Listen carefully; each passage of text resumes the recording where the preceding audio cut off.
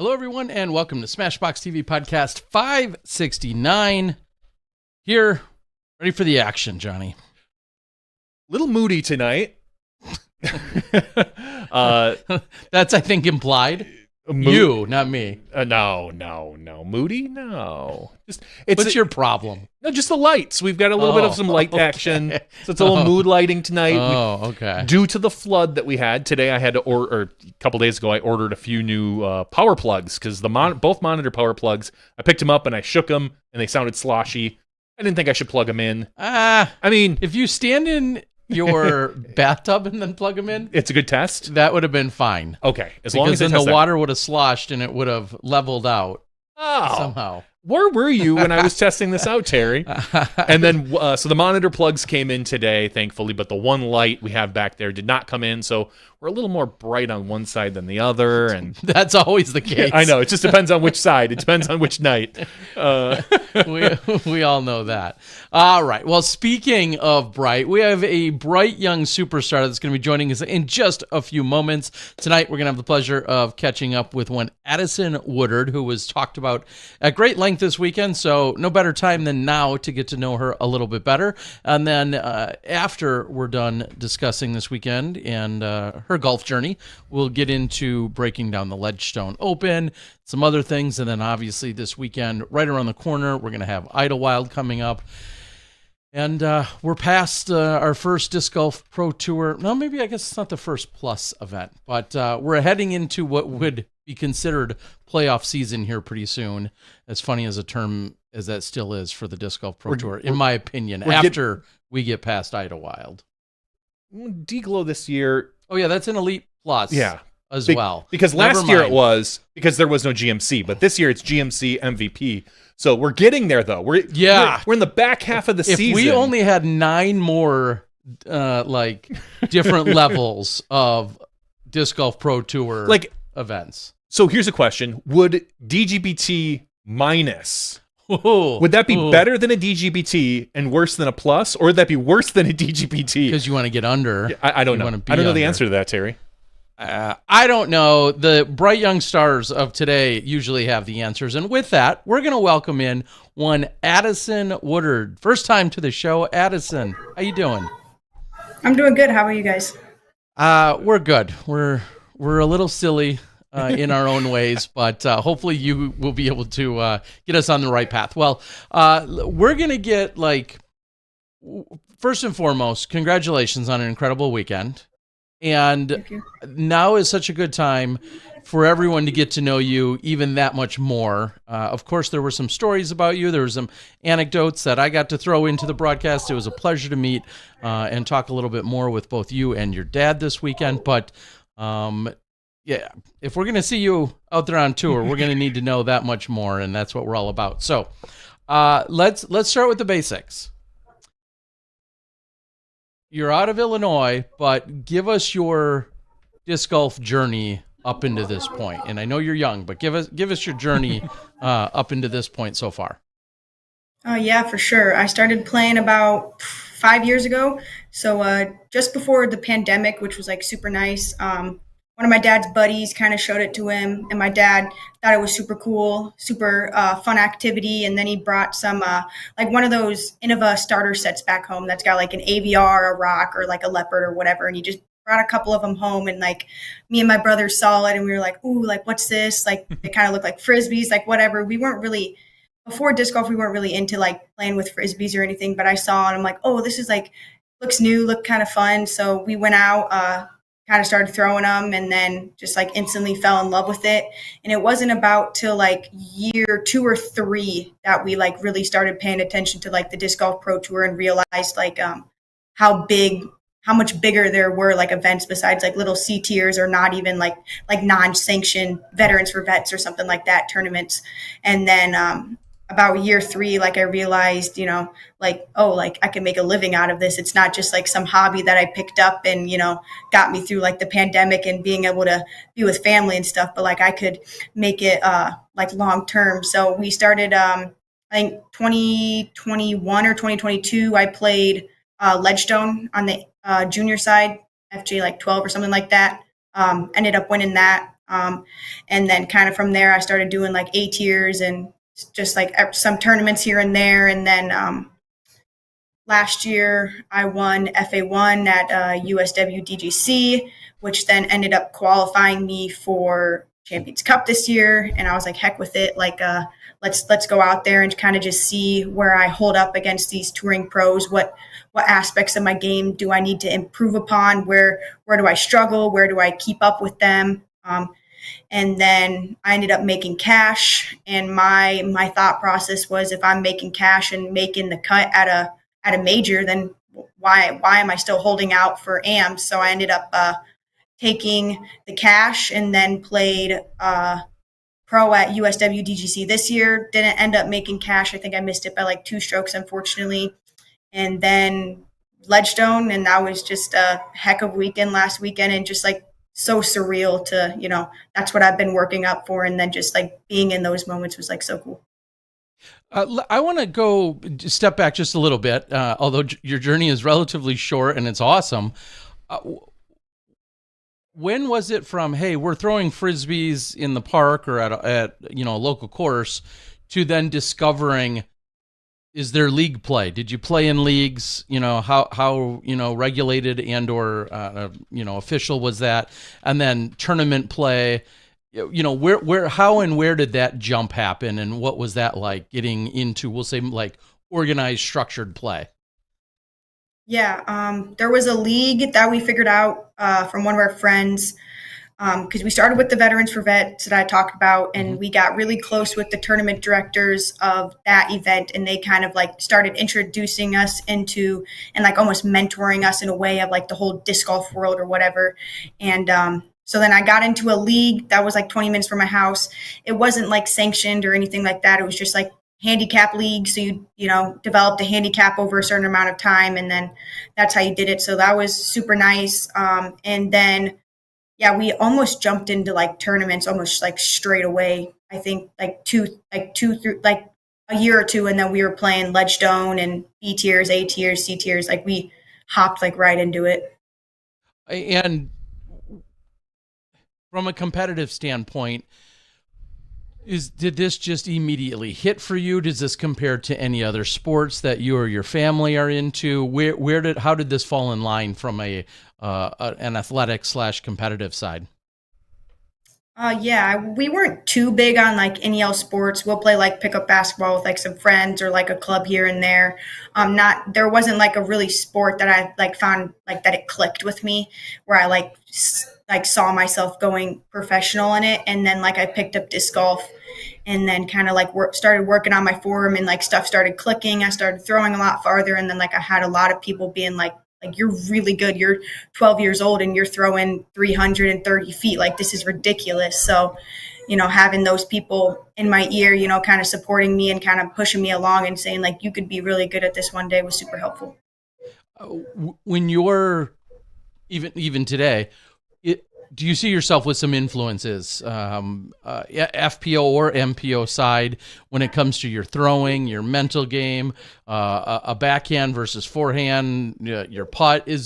Where do you feel like, if anywhere, have you pulled some inspiration from?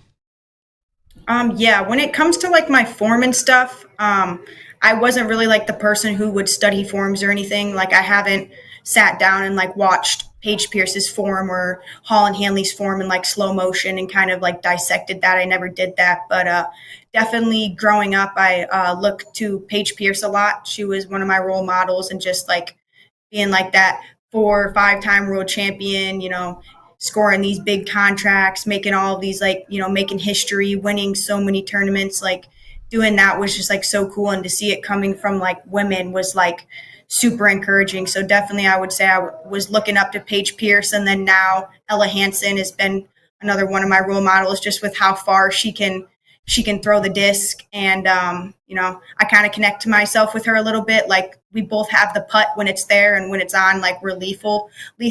And like, if it's off, then we're going to have to try and make up with like our distance and stuff like that.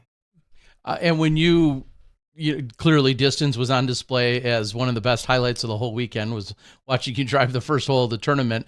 But what's been measured? And I know you've been at like an Am World's distance competition and such.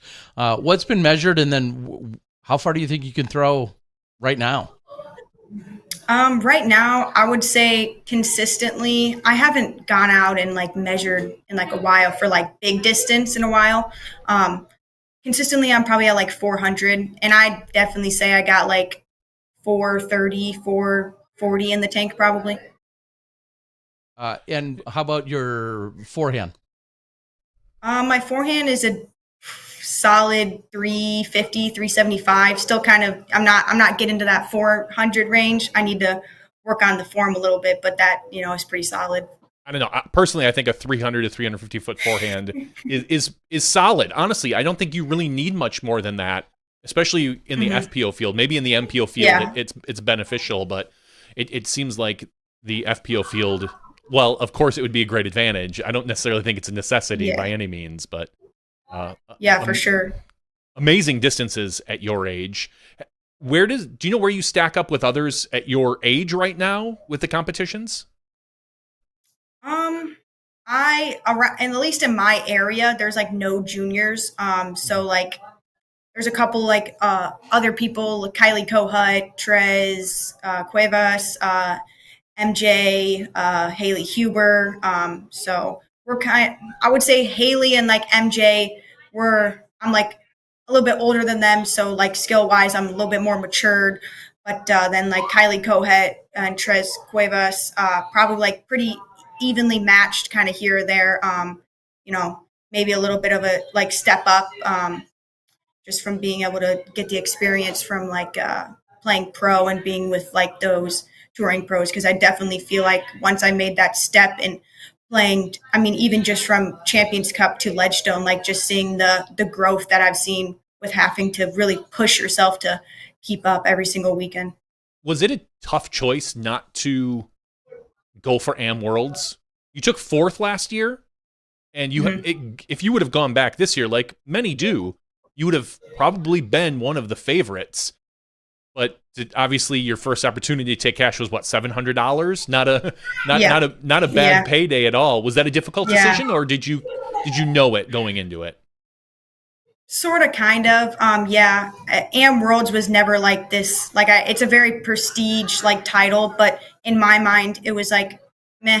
I'm like, if I can put my name out there on the pro tour, it's a bigger deal than, to me, it was a bigger deal than winning Am Worlds. Like, I just really didn't see the huge benefit in winning Am Worlds, but so it wasn't like a huge thing trying to get all of these major titles as a amateur. So taking cash was like the next step. And I also think like a big impact on that decision was a lot of the local girls in my area played FA1 like when I first started getting to know them, and like we were all competing against each other for about like a year, and then they all made the jump to FPO. So really I had no choice but to step up with them. Like, even though I wasn't really like intending on making cash, I wasn't intending on taking cash. I was still, going where that competition was. So, already having that experience and playing FPO kind of,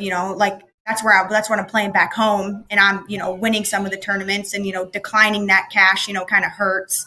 So, just being able to take that, and then, that was like the next step, and what I felt like was the next step for me. I know at your age, you should be saving up for a car, right? Taking that cash and putting it in your pocket, getting ready to get your license. Not if you got dad to do the work for you. That's I bet you dad wouldn't mind going along, but being passenger, maybe taking a nap. Going along those lines, real quick, because it's starting today, how much attention will you pay to Am Worlds that's taking place in Columbia, Missouri? Right now, we've seen some scores. We're going to talk about it more later on in the show after we've let you go. But will you pay attention to it, and anyone that you see as an obvious front runner? Yeah, for sure. I'm definitely paying very, very close attention to that tournament. I got 4 of my best friends playing in that tournament. So we got Peyton Kohut, Athena Cuevas, Therese Cuevas, and then Kylie Kohut. So I mean, yeah, I mean the front runners that I see there for sure are, like I said, Therese Cuevas, Peyton Kohut, Kylie Kohut, and then probably Haley Huber would be, you know, kind of some of the young guns. And then if I wanted to pick like a more like veteran in kind of the AM division, probably Brooke Johnson. I think she's sitting in like second place right now. So those are some of my picks for AM Worlds this weekend and who I'm really paying attention to. Yeah, I was taking a look as well, and again, I met a number of you last year heading over to when I was over in Grand Rapids. So some of those names certainly look familiar to me as well, and all of them are thinking, "Oh, good. I'm glad Addison's not here. Like we like her and all, but we're glad she's not I here." got that a couple at I had a couple people walk up to me actually at Ledgestone, and they jokingly bumped me on the shoulder and was like, "Hey, I'm so glad you're not playing AM Worlds next weekend. Like we don't have to like fend for our lives out there." Yeah, exactly. So. And I'll go back a moment on what you were just saying about the cash and, about what titles mean.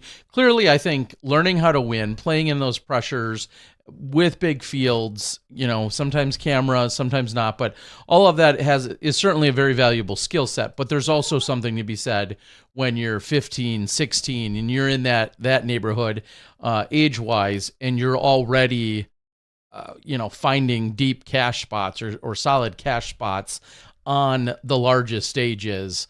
That says more. It would be a lot different if you were in the bottom 5 women, possibly at some of these pro events. But the fact that you're in there and this weekend proving that you can be a contender on our largest scale. You were on the lead and chase card at some points, right? Like I was on chase card 3 out of the 4 days. Yeah, exactly. So just like so surreal. Yeah, that speaks. Yes, there's so much value to be learned on the AM side, but I think you, as you're kind of alluding to, I think you already are past that level of that being necessarily something you have to build on from an AM perspective. How was being on the chase card with the cameras and such? Have you had that experience before with all the cameras and just them kind of focused on you primarily? Usually they'll pick 1 or 2 people on the chase card, and you were the kind of the person from everything I saw. Yeah, for sure. I think I got a little ahead of the game at USW DGC last year. They filmed the lead card for FA1, which I was on, I think 3 out of 4 days as well. And then when I was on feature card at AM Worlds, they also filmed that. So, that was kind of like almost like the test dummies of, having the people running behind the baskets, media trying to get photos of you and stuff like that. So I kind of got ahead of that. But when it came to like being on the chase cards at Ledgestone and stuff, to be honest, I think the nervous I was all weekend was when my dad pulled me aside and was like, "You got a press conference with Terry at 150." Like, I think that was way to go, Terry. I think that was the nervous I was like all weekend when I'm like, why do they want me to be in the press conference? Like, I'm 927 rated. I shouldn't be in the press conference. So I think that was the nervous, which was really surprising to me. I definitely thought that I was kind of gonna because not having that experience from the AM side, like Terry was saying, not staying in there that long, I kind of thought maybe I would crumble underneath the pressure of, being on second feature card, then showing up and being on chase card, and then being on chase card again, final round. Well, you handled the press conference very well. They being control room, studio, all those people, set how the press conferences go. And then oftentimes we're talking to the people that may have won the previous year, highest rated out in front in terms of points. A lot of the times those are the same people over and over again. But then seeing you on a feature card, then that it makes sense that they wanted to also get to know you a little bit better, which was the whole premise for the press conference. And not only did you do great, but I feel like, well, you tell me, once that was done, I mean, is that just a relief and you're like, okay, now bring on the golf? Because it didn't seem to affect you whatsoever. Yeah, I was pretty anxious to get out there. A little bit of nerves, like walking to the holes. I mean, I didn't even figure out for myself that I was on like second feature card. I was like, it was like Tuesday afternoon, and I was just sitting there, and I'm like, oh yeah, tea times are gonna come out tomorrow night, 24 hours before the event. Like, yeah, that's fine. And I'm sitting there, and actually, my friend Rebecca Dawn texts me, and she's like, you're on second feature card, and I'm like, this is like ridiculous. And then just having the press conference and everything like leading up to that was just like so surreal. Well, here's what I'll quickly say. Even though I have nothing to do with any of those decisions or the protocols, it sounds like you're owed an apology for somebody not communicating better ahead of time, because I feel like both the press conference and the feature card components, and I'm not trying to throw our producer and others under the bus, but somebody should have run this by you a little sooner than like Tuesday. So for what that's worth, now you're veteran, you're no problem. You'll never be nervous again. I think you've got it. They just kind of, threw you into the deep end real quick. But from the way you're describing it, it sounds like there was a lack of communication, and I wish they would have been better with it. I'll say that. Even it's not my fault, but somebody should have done better. So yes, I'm throwing people under the bus. Sometimes it just, got to take the jump into the deep end. You can't really like tiptoe your way in. Sometimes you just got to, get thrown into the water, and then eventually you'll learn how to swim, and then you'll figure it out for yourself. You did just that. No floaties were even required. You knocked it out of the park. So you told me, so I don't think I hope this isn't not a secret of any kind. First of all, in the presser, you said you were 15, then you said you were 16. You're 16, right? I am 16, okay. Yes. Understandable. I lose track of my age too, don't worry. Yeah, same reasons, I'm sure. First of all, how long ago was your 16th? Was it recent?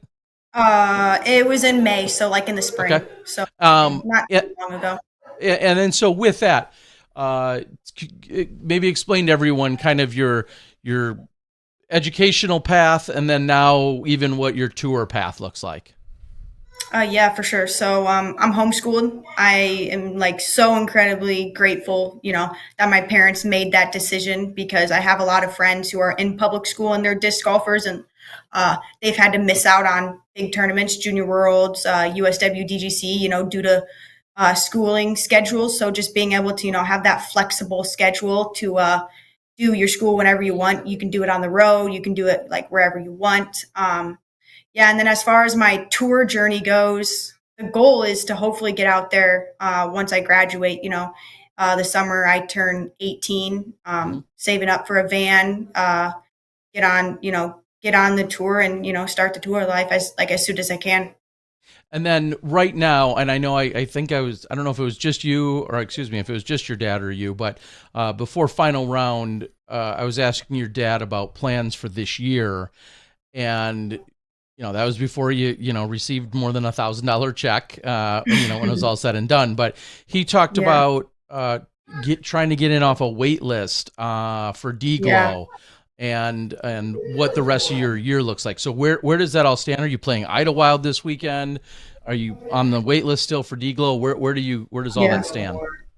Yeah, so I'm not playing Idlewild this weekend. Yeah, I'm still on the wait list, like you said, for D-Glow. Okay. I think I'm like three or four. So the wait list has been moving. We're still about 3 weeks away from D-Glow, so I could get in very easily. And then the weekend before D-Glow, I am playing CCR. Yep. That is a qualifier for D-Glow. I think there's like 2 FBO spots for that. And then I'm also playing the Monday qualifier for D-Glow. So, I'm trying my hardest to really get in to D-Glow, just because I've always wanted to play toboggan. I got some friends who live like 20 minutes away from there. So yeah, as of like the rest of the tour stops, I don't know. And I don't think we're going to be able, unfortunately, to get to any after D-Glow.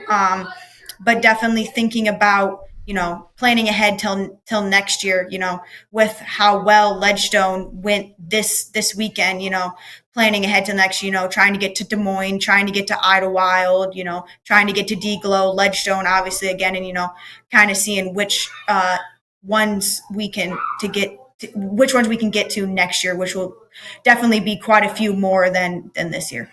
Yeah.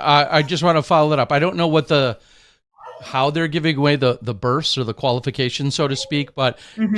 just sorting CCR by rating right now for the 28 women that are in the field. If you said they had 2 spots, Owen Scoggins, Kat Murch, Rebecca Don, Yep. Chantel Budinsky, Taylor Chosick, Mhm. Lauren Butler, then you.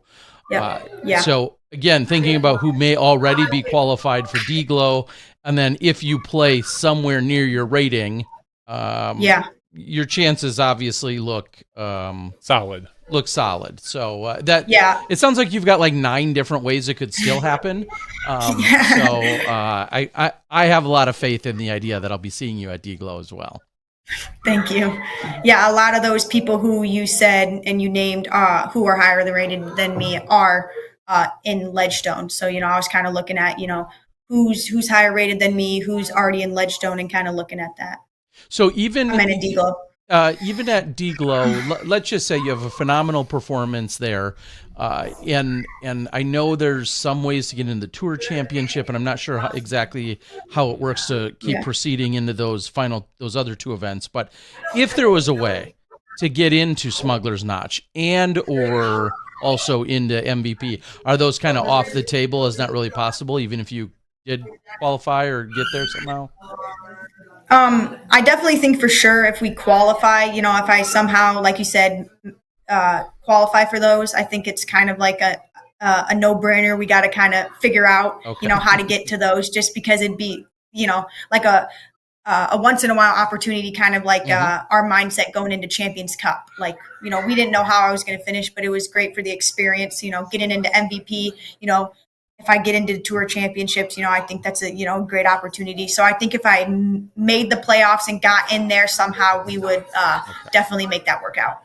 All right. And I want to respect that you're trying to get out of here in the next few minutes. One of the other questions I have for you though is, and I think back to Ida Letamaki, some similarities, of course, dad on the bag, roughly the exact same age, in the spotlight very quickly.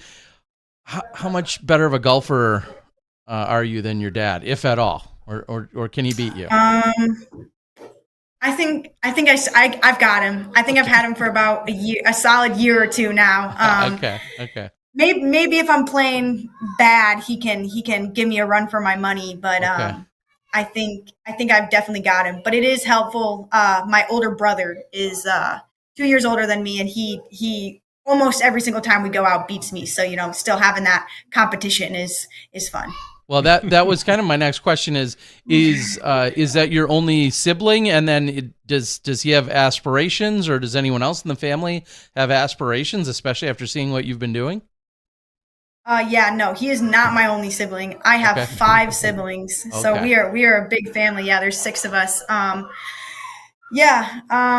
would definitely say there's only my younger brother, my dad, and my older brother. We are kind of like and then my youngest brother. We are kind of like so my 2 younger sisters and my mom don't really play, which is kind of funny, just because how involved I am. You'd think I'd have some influence from another female in my family, but it's kind of just only the 4 of us who play, and then having their support, and they I would definitely say they've been really encouraged, and trying to one up me now. Like, okay, my little sister can do this now. What can I do?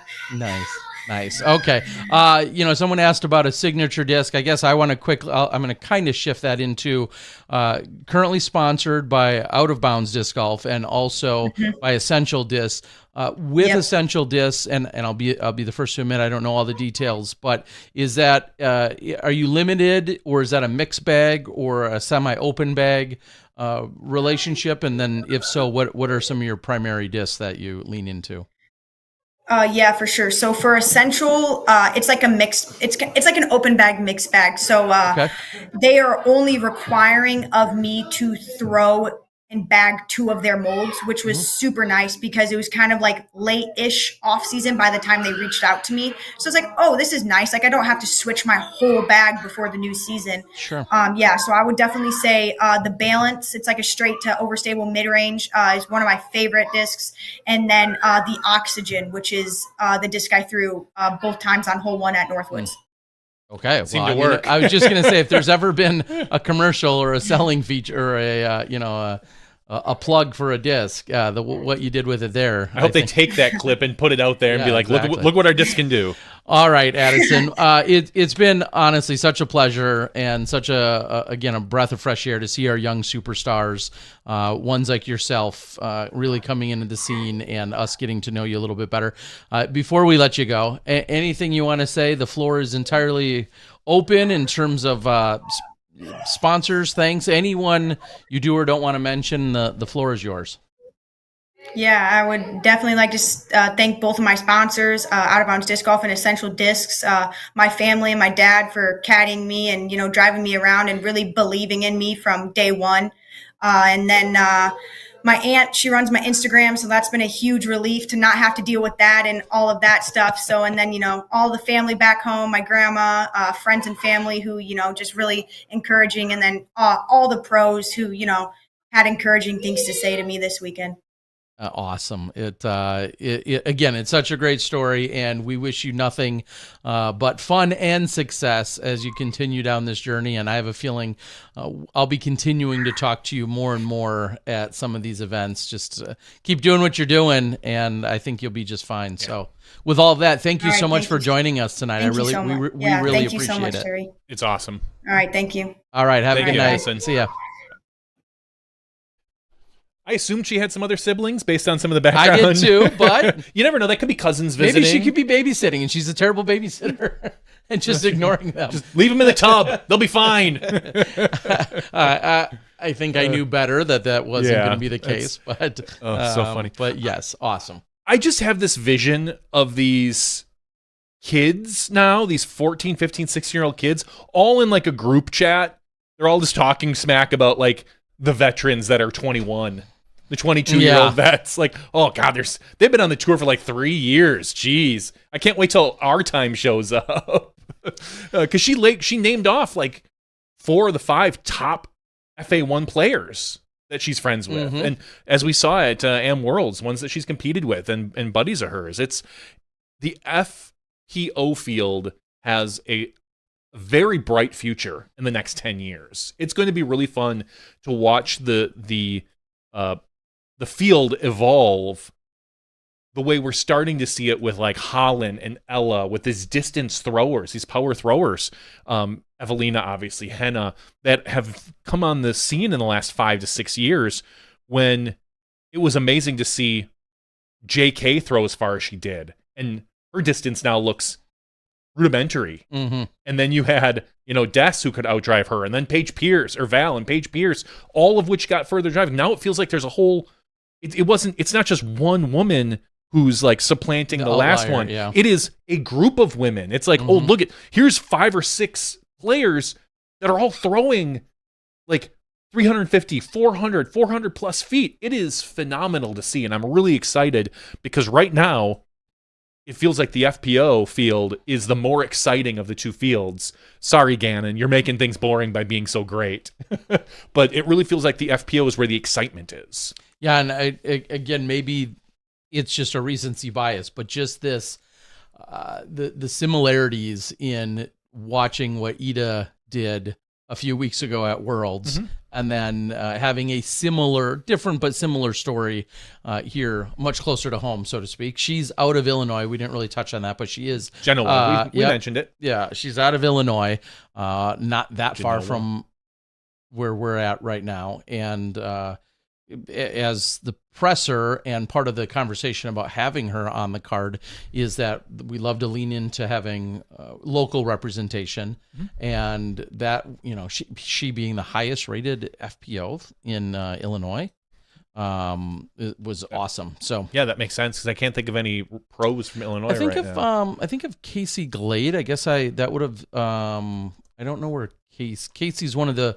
other FPO competitors, and obviously just Brackle isn't technically from Illinois anymore, though. Even though, and I guess Casey is rated 904. Okay, so yeah, but anyway, nonetheless, awesome set of stories, and handled media so well, not just in the presser, but then every day when we got to talk to her after the fact. And then, like you said, having the cameras, some people really grow and thrive and embrace it, and some people really struggle, understandably, with it. And it didn't seem to faze her whatsoever throughout the weekend. So awesome. Well, with that, let's quickly jump into our FPO quick recap and I'll announcement here. I'll roll down the list of our top 10. Winning this in no sort of weird or unusual fashion, Valerie Mondahano in a playoff over Owen Scoggins. Owen, who just lit up the back half of the final round to make this phenomenal tear, to jump up the leaderboard, to catch Val. Third place, Kat Murch.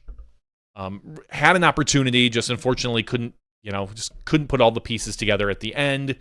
Ultimately, a good showing, though, from Kat Murch. Rebecca Don, a name that we're going to keep saying over and over from Canada. She has made herself a regular in the top 10. No doubt. Fifth place, Missy Gannon, one of those vets that we're talking about. Emily Weatherman, who, again, to these younger kids, is a veteran now, and it's like her second year on tour. Alexis Mondahano in 7th place. 8th place, Lisa Fakis. A tie for 9th between Haley King and Holly Finley. So that is your top 10. We should quickly touch on the controversy, the nothing burger in general, as I kind of feel like it is, on the FPO field for the playoff and what exactly happened.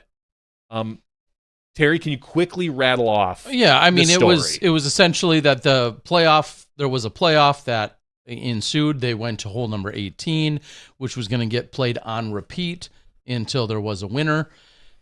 And after the first playoff hole, when Owen had put in for her par, she was ready, or bogey, whatever it was. Oh, yeah, it was for bogey. She was she put in for her bogey from short range and had asked, which I personally didn't hear live at the time. I was not in a position to hear it. Again, I only have one good ear. That's another story, more stories on that later. But she had asked, apparently, Val about picking up the disc because she was, so to speak, conceding and in letting Val pick up and have that putt, so to speak. She didn't find it necessary to have Val putt out from the 5 or 6 feet or whatever she was. And she had picked up the disc and started to walk it back. And there was a moment of shock at that point.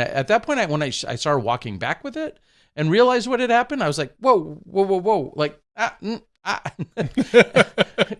I think a lot of people felt that way of like, well, wait, what did we just see? Yeah, like, can you do that? Why not? But yeah, I suppose. Yeah. And then there was a very brief discussion. Ultimately, the disc was placed back in its position. Which it was a tap in. It was a tap in. Val went over, tapped out, and then they continued the playoff. They then pushed on the next hole, or pushed in playing it again on for the second time through. This time with pars. Owen had a 55-footer, I believe, or 56-footer, whatever it was, wasn't able to convert. And then basically the same thing happened on the next time they played through, whereas Val threw an incredible second shot after throwing a great drive to get up there for the birdie. She would go on to hit a circle 2 putt, which was so clutch. And Owen had, another 55, 60-footer, and wasn't able to convert. So when it was all said and done, it was Val. Val did win. The conversation would be much spicier to this very moment, probably, even though it shouldn't be, if Owen had then gone on to win, because plenty of people feel as if Owen did commit a rules violation. Yeah, an egregious or an applicable rules violation, when really the overall sentiment was that this was very, very similar to the Calvin Lundquist picking up Calvin Heimberg's disc.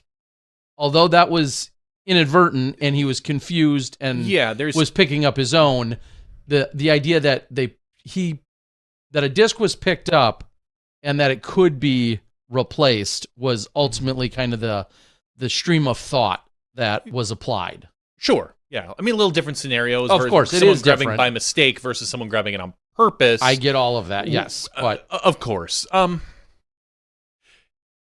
Playoffs are interesting because there's so many things. Like, if say you and I are in a playoff, mm-hmm. and I just decide on hole one, Terry, you never win. You lose at everything in life. I am a loser. The bigger person, Mm-hmm. taller actually. Yep. I'm just not going to play this playoff. You win. I'm good. No. Do you have to complete the hole? Do you have to throw?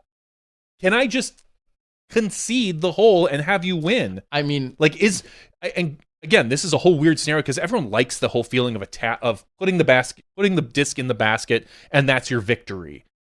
But do we need it? Like, is there a requirement? If I say that, am I disqualified from the event?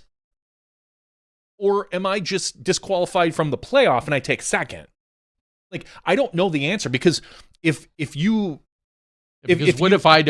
I'm like, okay, well then I won't throw. if you're conceding, yeah, I was gonna say the one place where it'd be different is if you say that and I'm like, okay, and I at least throw one off the tee pad, mm-hmm. right? And who cares where it goes?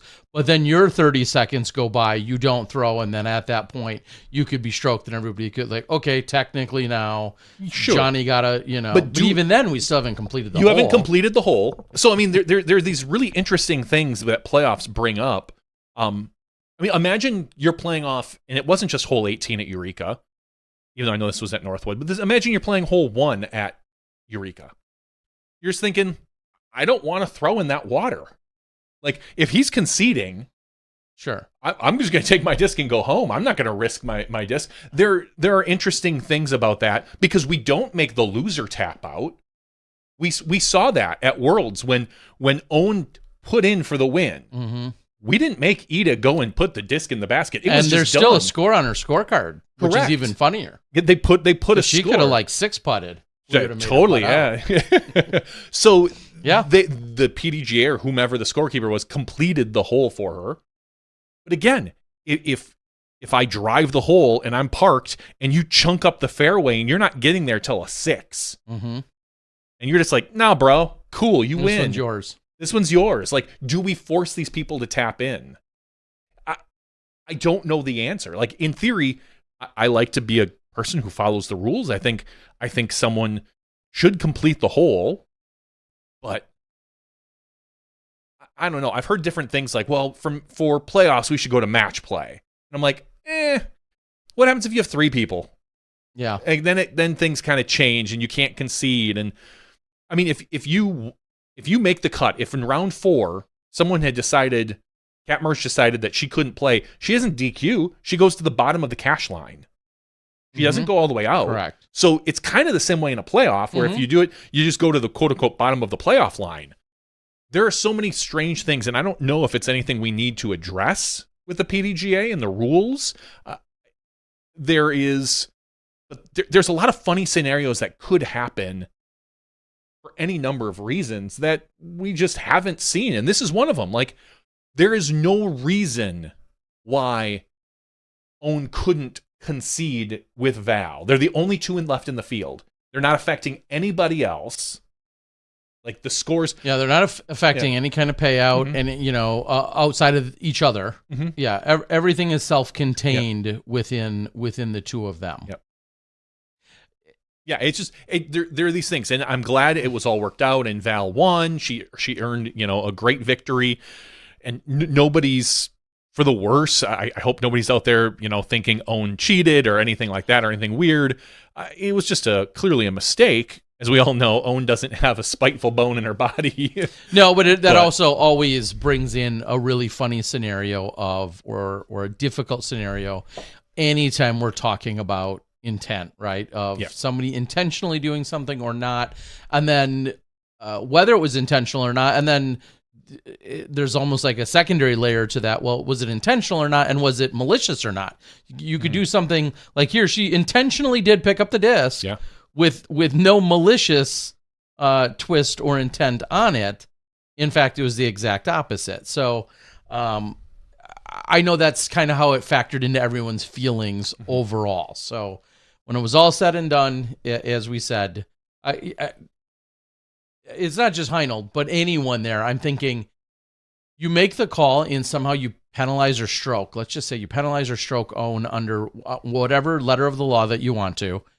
And everyone on the planet hates you and says that's insane. Yeah. That you stroke her and then she loses the event based on that.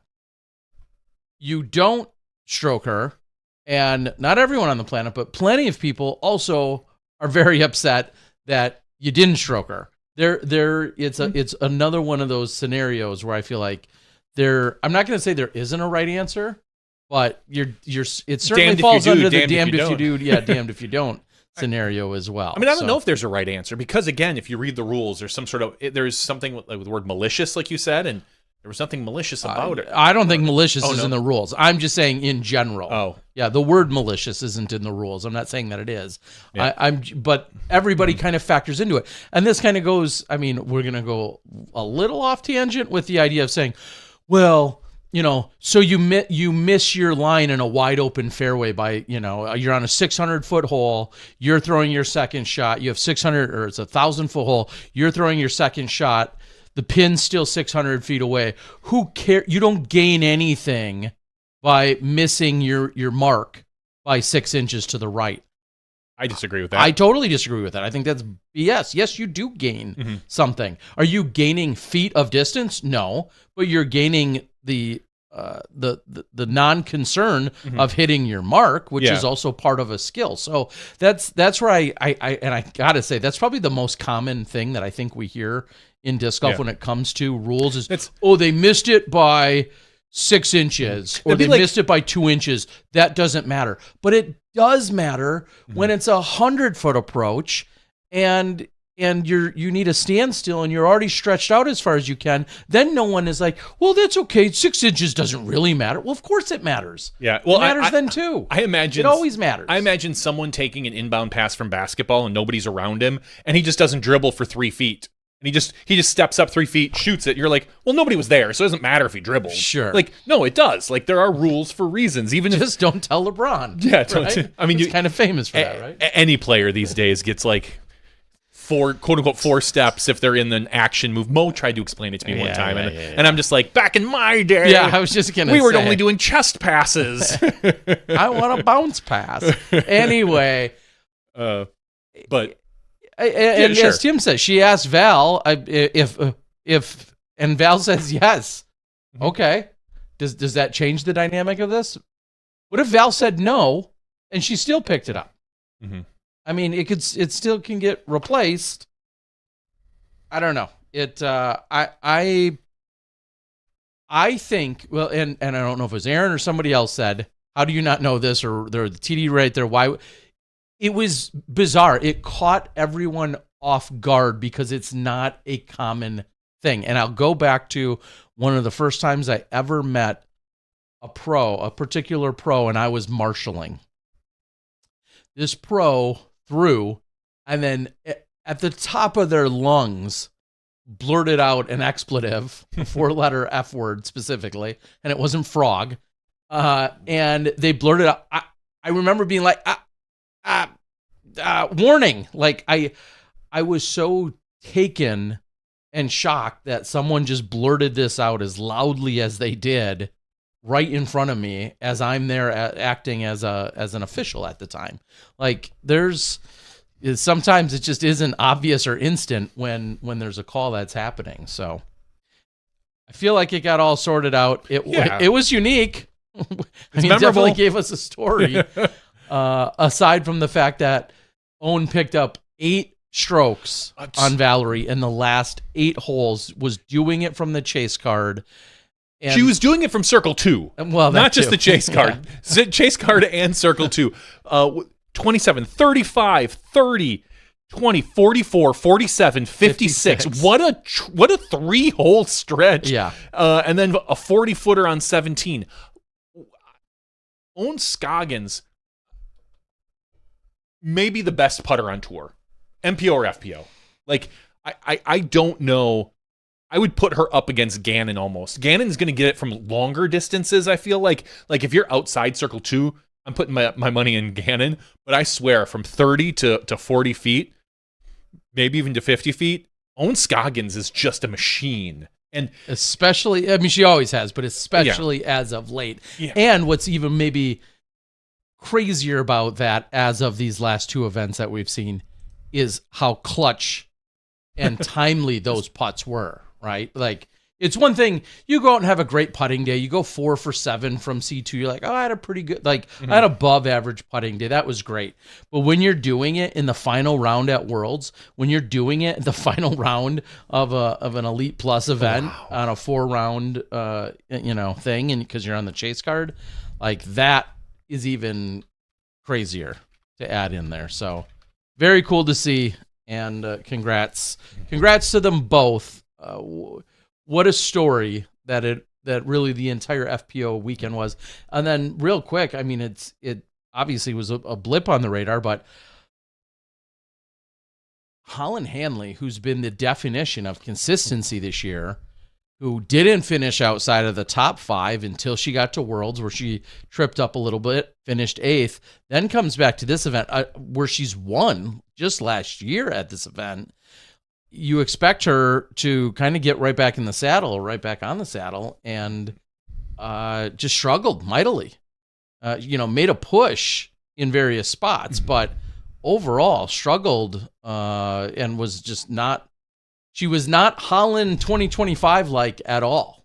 No, she's been on the struggle bus for the last few weeks. She's clearly washed up. Her Yep, career is no longer probably the GOAT. over. Probably in kids speak these days. Yep. Yeah, in kids speak. She started out the event at a 6 over par, which isn't out of reach, especially when you start at Northwood. Yeah, that's not that's entirely crazy. That's not horrible. Like, it's bad. It was a 924 rated round, but that's nothing you can't get over. Correct. The problem was when she went to Sunset and followed it up with a 4 over. You can't do that at Sunset. No. Like, that's where she specifically needs to make up ground. Like, Own, it makes sense for her to make up ground at Northwood because I feel like she has some of the best flex and touch game in the FPO field that, yeah, all right, Own's going to make a comeback at Northwood. We know that's not necessarily Holland's strongest suit. But she should be playing really well at Sunset, and she shot a 4 over, and then she followed it up with a 4 under, which was 970, which isn't bad. It's not great. It's not bad. But really, I mean, the second round took her out of it. And there was at that point there was nothing she could do.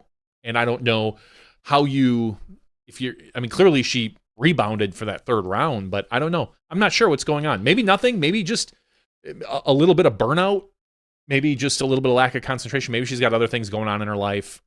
I'm not sure, but I don't think that this is probably going to be any sort of long-term, like, oh, what's wrong with Holland? I mean, she's missing every C2 putt practically, but her C1 percentage is lower than it should be at like 70%. I think maybe there's just something that's missing, and she'll probably find it in the next few weeks. I'll say this. If I was off my game, Idlewild isn't necessarily the place I'd be looking forward to going. Yeah. But yeah, Holland Hanley just not able to really get anything going this past weekend. So real quick, I literally am just seeing this on Facebook as you're scrolling, and I'm looking at Facebook, and we're talking about putting specifically. I see a post by Disc Golf Fanatic who says, in case you missed it, Lisa Fakis went a perfect 10 for 10 from Circle 2 on Sunday at the Ledgestone Open, including 3 makes from Circle 3. I love Lisa Fakis. Lisa knows this. This is no disrespect, but that's just not right. That didn't happen. Those stats are off. Yeah, I'm guessing, and there's a few people that have already posted. I see in there. And it also says she went 0 for 1 from C1X. That's rough. But she went 10 for 10 from C2. And don't get me wrong, like, is it inconceivable for that ever to happen to Lisa Fakis? No, she's a pretty good That's putter. how she busted onto the scene in 2017. I will never, ever forget her worlds in 2017 when I first met her and watched her play in Augusta, Georgia, and thinking like, we're these long range putts, like just the way she has this unique style and everything else. So there's no disrespect, but there's also no way she went 10 for 10 from C2. And I think that was a matter of a stat keeper, not necessarily probably thinking the very first set of whiskers was C1, which is the bullseye. Then you see the other red whiskers, which is C, the back of C1. And then there's C2, which are the blue whiskers in this case. And I'm guessing the stat keeper was... I want that stat keeper. Can you come over to my house and keep track of my putts, whoever you were? That would be phenomenal. I'd be a superstar. So just know that as much as I appreciate all of our stat keepers and stats, sometimes they're off. Sometimes, and I'm going to emphatically state, and I'd even wager that she did not go 10 for 10 from C2. She could. Well, if she did, and if I lost my house on that bet, I would deserve to lose it because it would be that impressive. Yeah, it would be. So, even if they were all from 34 feet, still it'd be that impressive, and I would deserve to lose my house. But I don't think that was the case. So, congrats! Not too shabby of a paycheck for one Val Mundahano. What did I believe it was 9,000. Was it 9? Okay. I'm pretty sure it was 9, and then our MPO winner getting 15, but 9,000 ain't too shabby. No, that's pretty darn good. That'll put some gas in the vehicle to get you to Idlewild. It's only a couple-hour trip. Yeah. Maybe a little extra. Yeah. Okay. All right. Let's quickly jump over to some MPO. You recap. And I had this discussion last week about whether we'd see some jet lag, some hangover, some of the top players not playing so well because they didn't get a lot of warm up. And I said on this podcast, I made a super bold prediction that Gannon Burr's just going to win, and he doesn't need practice. And Gannon Burr won by 5 strokes. You should be in the booth. Why aren't you? No, the predictors aren't probably good in the booth. Oh. This was again not going out on a limb with Gannon Burr there, but yes, Gannon wins by 5 strokes after being upset on his final hole where he took a bogey because he's shooting for that round rating record. Second place, Kyle Klein. Third place, Isaac Robinson. Fourth place, Anthony Barella. Tie for 5th place between Calvin Heimberg, Luke Taylor. 7th place, Silas Schultz, Chris Dickerson, Paul Macbeth, and rounding out your top 10, Andrew Marweed. If you're interested, this is the time of season that Andrew Marweed starts to really put his game together, gets into the courses that he really enjoys the most. It's probably good to have Andrew Marweed in your picks if you're making them. He did take Kyle Klein to a playoff at Idlewild a couple years ago, right? This I know, yeah. But yeah, Gannon Burr just consistently beating players. He made it a little close in that final round when he doubled hole 5, but just no one can keep up with him. I don't know. It has to be very discouraging for the rest of the field to watch that guy play. And know that you have to play the top of your game to keep up with him when he's not even playing the top of his game. Because the top of his game feels like it's around, we're going to say around 1,100. Like if he's shooting really hot, he's close to 1090 to 1,100. Most of these guys, when they're shooting really hot, they're looking at 1080. And it's got to be discouraging to know, Gannon made a mistake or two. He's 1073. And he's doing it every damn round. Which is what's good. Painful. He's very good.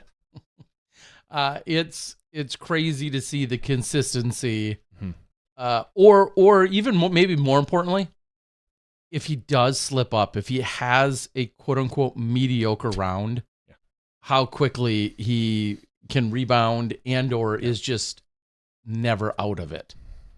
And that is what's dangerous, especially obviously when you're the number one player and you have all these skills. You may get tripped up during a round, but the stats and the ratings and the experience will all eventually probably catch up to you. And next thing you know, you're shooting up the leaderboard for a couple of rounds, and you're right back in it. Not that he had to do that here, but even when he is back just by a little bit, it's like he's going to make a charge. It's just a matter of when will that be. And yeah, it was very, very impressive to see. And I'm not going to claim that anyone had a defeatist attitude, but everyone said the same thing on Saturday night when I talked to them after the round. I said, you know, you're down 3, you're down 5, you're down 6, whatever. What's the plan? And everyone said, I have to shoot 14 or 15 under probably, because Gannon and anyone that's a huge front runner at this event on this final day is going to be tough to catch. And then Gannon goes out and shoots in a great score that even if they did shoot one of the greatest rounds of all time, it still isn't going to be enough. No. So it's impressive. I don't know what else that can really be said about it that hasn't already been said. And, you know, as I interviewed him and as we talked about on the broadcast, a pretty special 3-week swing for him to obviously pick up the world's most important thing in disc golf, to get that world title, to then get, you know, the World Games gold medal and have that forever on your resume, to not only say you were there, to not only say you played, but to then leave the gold medalist at the World Games and then come right back literally days later and take down a 4-round challenging event on 2 very different courses. So you can't say, well, you leaned on just this or you leaned on just that. He just did everything with right. almost no warm up. Yeah. Like, again, not that he needs it. He knows these courses. He's not playing them blind, so to speak, but still, like, I don't know what to do. The other story this week, Luke Taylor played very well. Luke, who obviously kind of slightly jumped on the scene last year at Worlds, when he's been a little bit, but really that's when a lot of the public got to know him from some of his huge putts at Worlds last year, and then just performing very, very well. He really made a name for himself, and he's been on and off. And the guy was, I think Ian just kept calling him like a C2 monster. The guy just hits from all over. He's a very, very good long-distance putter. Had a rough final round overall, but still top 5 at an Elite Plus event. Very good showing. And Silas Schultz, who has kind of been meandering in the middle of the field for a while, really stepped up his game, tied for 7th. And played here. Just good. And Paul McBeth is just still consistently kind of just hanging around. Keeps lingering. Yeah, like at some point he's going to put together an entire tournament and not just 3 rounds or 2 rounds, and he's going to come out and get one. Yeah.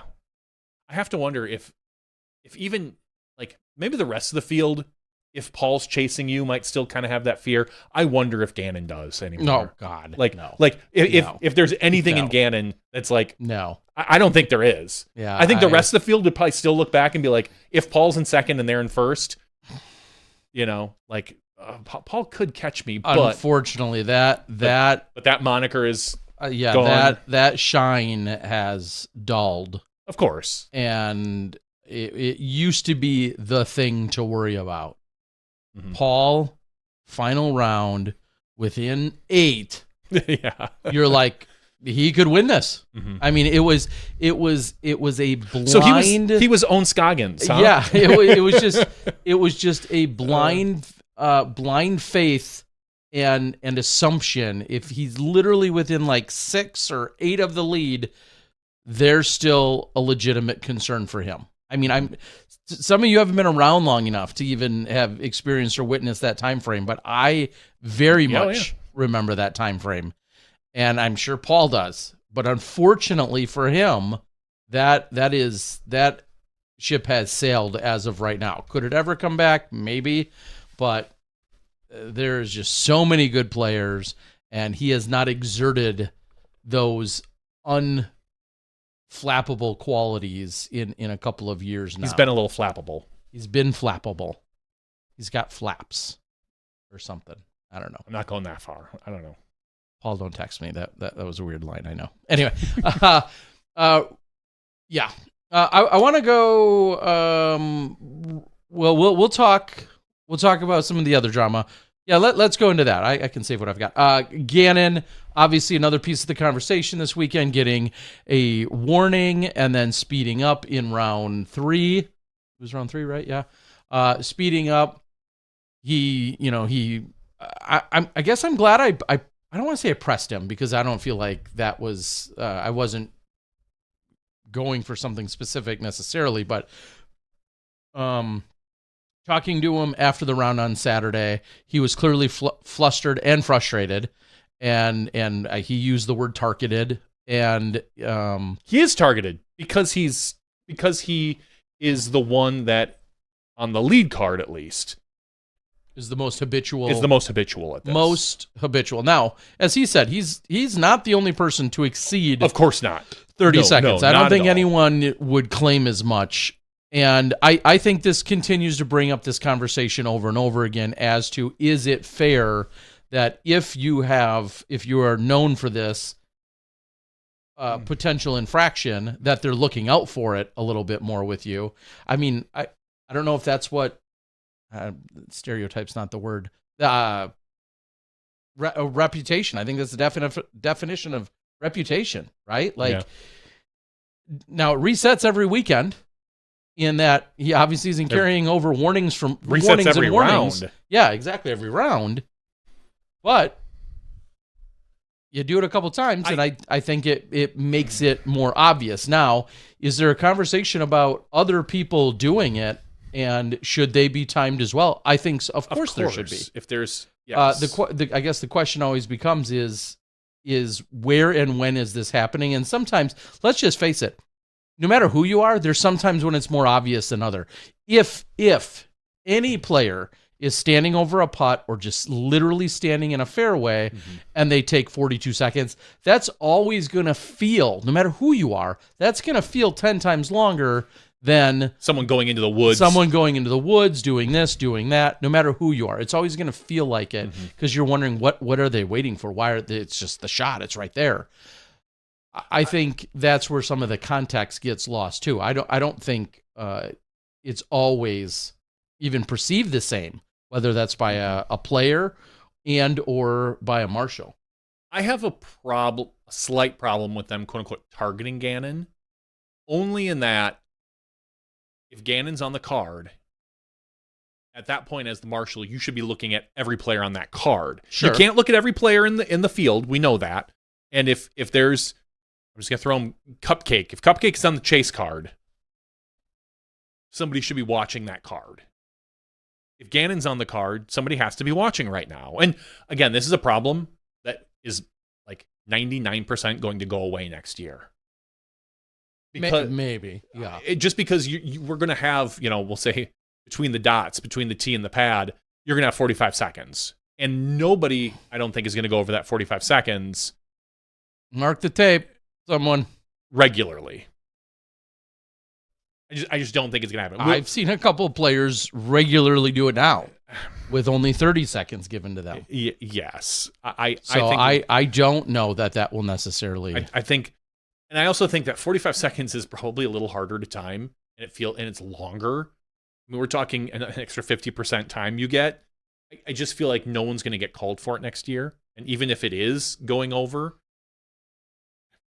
I don't see anything changing other than, whatever. So we really only have I think 2 more months to deal with this quote unquote problem. Well, that will be interesting. Yeah. But I do think that if someone is on the card that's notorious, you can't just focus on them. You need to focus on the whole card. So if Gannon feels like he's targeted, that's too bad. He should feel like his card is targeted. That's the way I feel. Hopefully it's happening. Like the marshal isn't just, watching Gannon and then Kyle's taking 40 seconds. If you got to call the card if you're there as a marshal, and you have to keep track and you have to regularly do it. If you're doing it for one, you have to regularly do it for everybody on that card.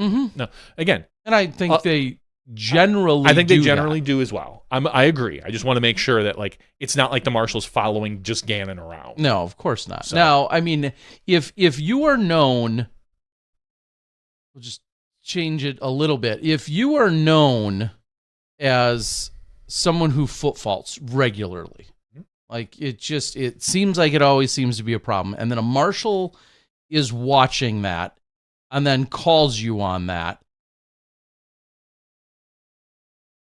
Obviously, they should be looking for foot faults, among other things, with everyone on the card. I don't know. I guess I don't know where I'm going with it, other than if you have something that you are a frequent and habitual abuser and or violator of, and somebody then is more consciously watching out for that, like I feel like you've brought that on yourself. And whether that's time or foot fault or whatever the case may be, I feel like you've brought that on yourself. I don't know. Obviously, everyone's had a million different ideas on how this gets fixed. Will the new rule next year fix it? Should it be just the card? My only issue with the card, and I know Zach on the board just said something about, I heard his card was still having to wait for groups in front. Seems silly to get on people for slow play if they're having to wait. I personally, and I don't know if I'm in the minority here or not. I feel like I am when I say I don't care about that. I'm with you. Like, it's still a rule. Yeah, you don't just because you don't get a chance to sit and examine your lie a lot more than somebody else just because you're waiting anyway. There's who makes that determination? Like, do I get to sit and watch my lie for 45 seconds to a minute, and you do, or you don't get to because I took all the time. And now we need to make sure to keep moving, but I get all the time. Unfortunately, I think that you still need to follow all the rules. And if you're waiting on the next tee-pad, you're waiting on the next tee-pad. Like, that's part of just our overall setup with golf in the first place, with the way that we're playing golf. That sometimes you're going to wait for whatever reasons, and just because the group in front of you is struggling or playing slow, I don't feel like that should excuse your group from having to still adhere to the rules that are in place. Somewhere there's a good analogy out there that I've never thought about yet, but you'll think of it someday. Someday I'll think of it, but I personally don't like that logic, because I feel like, well, yeah, of course this group's not holding anyone up. The lead card's not holding anyone up because of the final card of the day. That doesn't mean they should be able to come in an hour later. Correct. They went out 20 minutes after the chase, but they come in an hour afterward because, well, they're not holding up anyone. I don't like that logic either. So I understand that it is difficult to know when to start the timer, and I've heard I can agree with Gannon and the officials and having that struggle of like definitively when does the clock start. I think there's a lot of valid concerns out there, most certainly, and. Yeah. No, it's... All right. Yeah, consistency. And I think that's a fair word. I think plenty of people are looking for consistency and nothing for nothing. If being around as long as I have, I wish some of this was maybe more aggressively addressed years ago. And maybe we wouldn't be having this problem. True. We've had a couple of very habitual slow players that were very either difficult to deal with and or it was largely ignored. And so what are we doing? We're seeing more of that. Sounds like a problem we created, like sport-wise. And I will use this example again. Last year, when I'm running a C tier, and there's a full hole or two or three between one group and this other group, and I'm standing at Tournament Central thinking to myself, where in the F is this next group? Because it's a full course. Where in the F is this group that's supposed to be, in theory, playing this hole? And I backtrack 2 holes, and what do I find? I find a person that I swear to you, if you green screen them or dress them in all black or did something to cloak their exact face, you would think it was Gannon. Every effing mannerism, from the chalk bagging to the 53 pumps. And if you're doing all that within 30 seconds, I've said it a million times, I don't care. But I'm watching this person who I then said something to after just witnessing it for all of a 1 or 2 shots. I'm like, that's my biggest problem with this is all of our players are a little bit under a microscope, and they're obviously role models. And what Gannon has done and what other players have done to become the best players in the world, I love and think is great. Just know you have many Gannons and many Simons and many everybody's running around, and this person was emulating exactly everything that Gannon does down to a T, including exceeding time at times. The problem is he didn't go on to make the 22-footer or the 45-footer or whatever it was. Gannon, so that just prolongs it. Yeah, Gannon speeds it up because he hits all of his putts.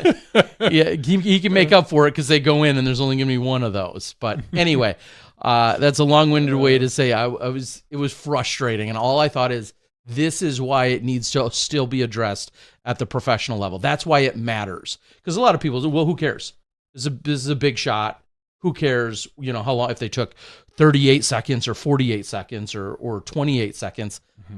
It all adds up. And then obviously this is going to trickle down. All right.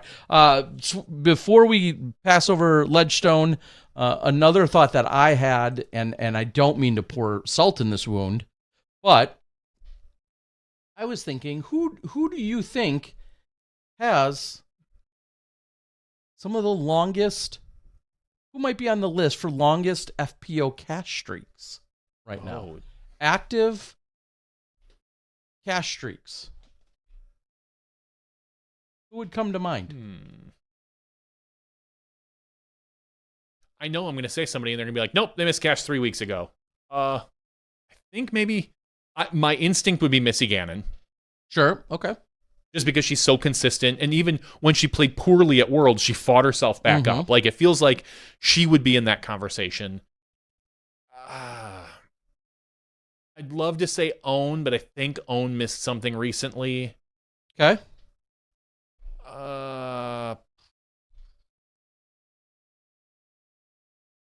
Yeah, I mean, it's easy to think there's a lot of people that, as good as they are, they slipped up somewhere, right? They tripped up in semi-recent. Are we talking just cash for Pro Tour? Cash streaks. Well, yeah, just active cash streaks for our FPO players right now. Anyone else come to mind?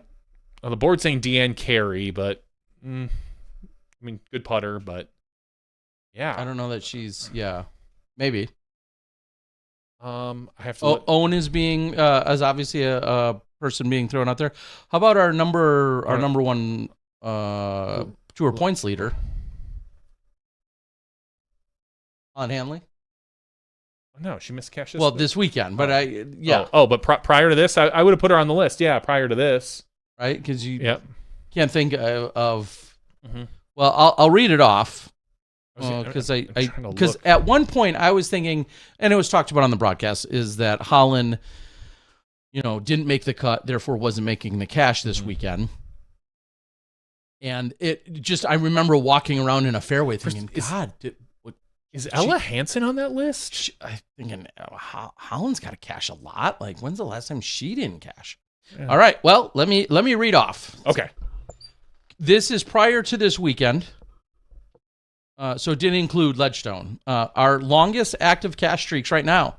Number 1, Missy Gannon. Okay. Nailed it. So right on that one. Tough one. Has cashed in everything since Pro Worlds of 2021. Woo! 78 events. That's a great streak. Ella Hansen is second. Wow. Has cashed in everything since 2022's Played Again Jonesboro Open. I think, and I only said Ella because I think we talked about that last year, and it was kind of stuck in my brain for a little bit, but I couldn't remember if she missed any cash this year. So, awesome. Okay. Good one. Third, who now will go back to start over at 0. Holland Hanley, 64. So, Missy has 78 events.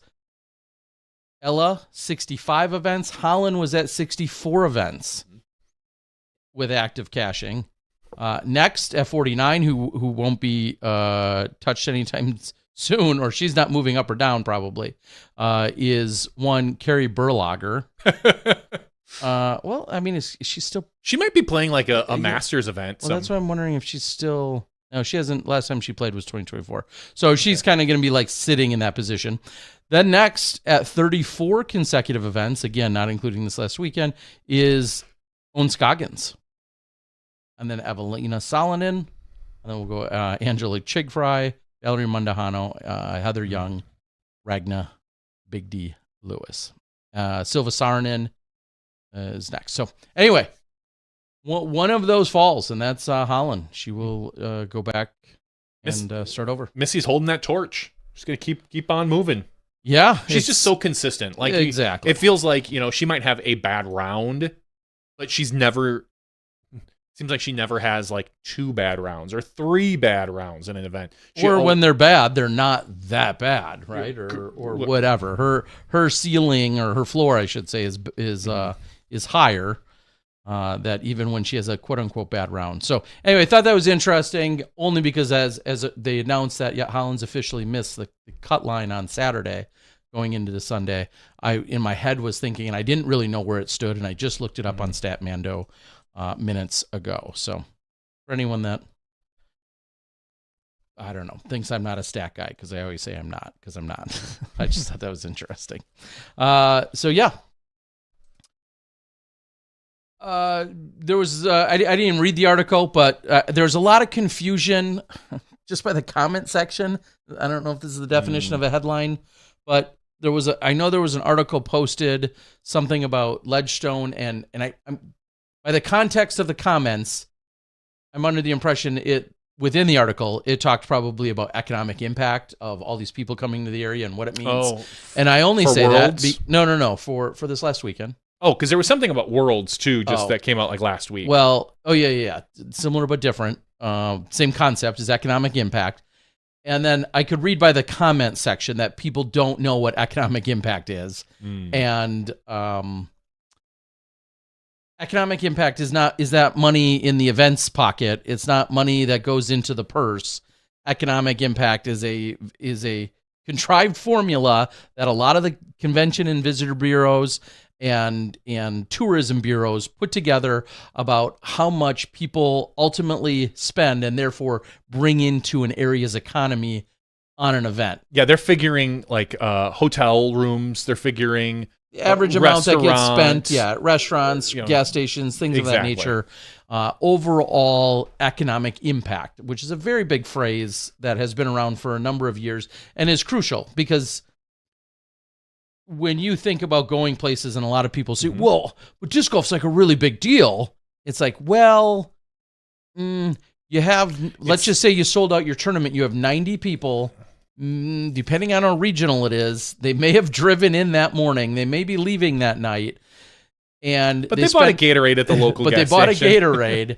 Like, that's very different than, as opposed to the local T-ball or softball had a tournament for the weekend that brought in not only all of the players, but then additional fans and family members, and spent 2 or 3 nights in a hotel. And that can be said of a disc golf tournament. Don't get me wrong.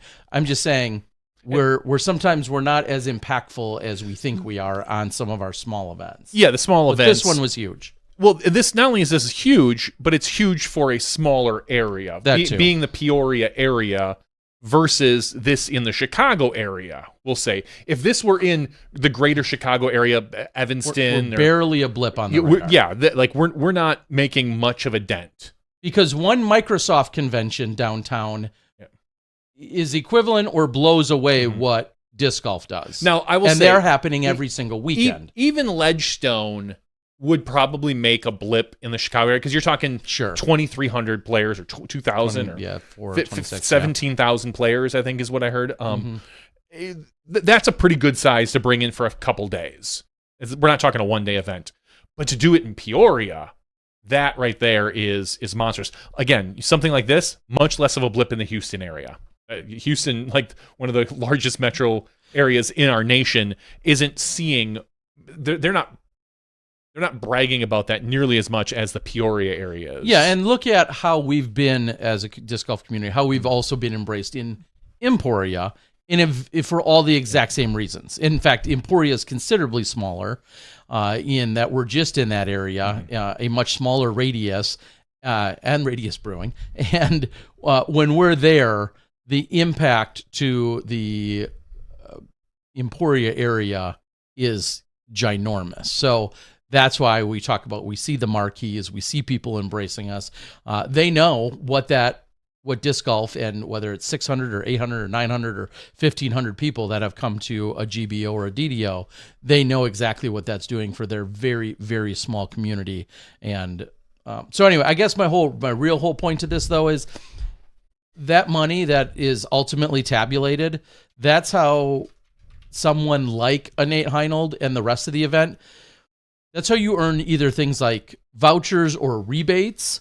And I'll use the example of, if he gets X amount of hotel nights booked in that area, the hotels collectively may say, okay, you've booked 10,000 hotel nights here over this week with all the people that are attributed to the event. And for every 1,000 that you booked, we have 10 extra, we give you 10 free nights. They'll comp them, yeah. They'll comp them. And then Nate turns around and takes those 10 nights and gives them to some of his 100 staff members or some of the 300 volunteers or whatever it is that might be there. So that's how that works. And he's cramming them in like 10 to a room. It's ridiculous. As you know, and myself, who's run AM Worlds in 2007, which was a very, very small venture compared to today's standards. We had 550 people here, and we were in the Milwaukee area, but we still had an economic impact that was substantial.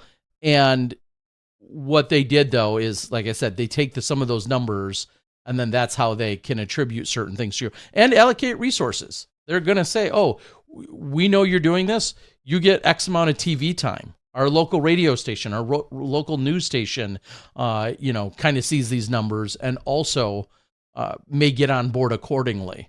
They're going to put a lot of effort into a 2,400 person tournament with some coverage, as opposed to you running your tournament with 119 people. Not to say you don't get coverage, but it certainly is a resource and a tool. Something I've never heard of, Custom Course Maps on our board says the TD of Cedar Creek Open has a raffle using all of the receipts turned in by the players. He uses that to show the city of Fairmont the actual dollar spent. So if you go fill up with gas, if you, like I said, if you get that Gatorade, sure, if you go to the local McDonald's for lunch, like just those receipts, they can add up. If you, especially if it's a one-day event where you don't think you're making much of an impact, if you can say, hey, look, my people here spent $1,200 in your little city suburb, maybe they can kick back the next time, like, oh, cool, the city will throw $300 at you or something. That's a really cool idea that I've honestly never heard of before. Yeah, one of the things that's similar but different is that tournaments, especially the PDGA, used to do this a lot for some of our big events, was send some form of a survey to you that would say, hey, where did you stay, or where do you plan to stay? And roughly how much money, so they're kind of asking you to do a survey after the fact, off of maybe a loose recollection. And that, again, that's to gain all of that data so that you can then turn around and potentially pitch it. And then obviously you're pitching that to sponsors, you're pitching that to other people in terms of getting more resources for an upcoming year or something of that nature. So, anyway, I just wanted to say economic impact is awesome, and it's great to have it, and it's great to track it, and great to be part. That's how events can grow and get bigger and better. It has sometimes nothing to do with a purse size. No, zero. And that's the money does not necessarily or isn't equivalent to going into a purse. And I just wanted to make that clarification because I saw some people make stuff up, I guess. Sure. And if you want to argue all day long about whether you loved or hated the player pack and it was a good value or not, that again, you guys can continue to have those conversations. I personally, it's funny because I haven't seen a lot of those conversations. I read some in of the them. last few years. I haven't heard some of those, but I personally think it's wild that the reg I think went up this year. Mm-hmm. It's a few $100. Yeah, to 200 plus. I'm going to say it's 200 north of 200 plus. But it's not like he's selling out. That's the problem. Oh wait. No. What I would say though is it's selling the entire event. You get all of this stuff as part of the player pack, which you may love or hate or don't think it's as good this year as it was last year. And then there's still payout that's on top of it. And to me, that's, I think, the craziest part of the whole event from the AM side is the fact that you've got this absurd player pack and then there's still payout on top of it. That to me is beyond bonkers. And I know a lot of people have been arguing about it, that this player pack seemingly wasn't as good as it was the year before or the year before that or whatever. The way I look at it, and this is just me, if I go somewhere, and I'm just going to make up a number. If I go somewhere and I'm there and I have $500 worth of return on a $200 expense, and the next year I go back and I have a $250 expense and I'm getting $450, I'm just not losing my shit over that. That's me. That's why every tournament I go to, and I'm just making up numbers, but I go to the local Best Buy and buy a $2,000 TV. And then I return it to my local Best Buy. There you go. I'm making economic impact, right? I mean, is that how that works? No, that doesn't work, Terry. Anyway, again, people can continue to fight and argue. I'm a little shocked about the culture of how much stuff is given and handed out, and then how it's not enough, but whatever.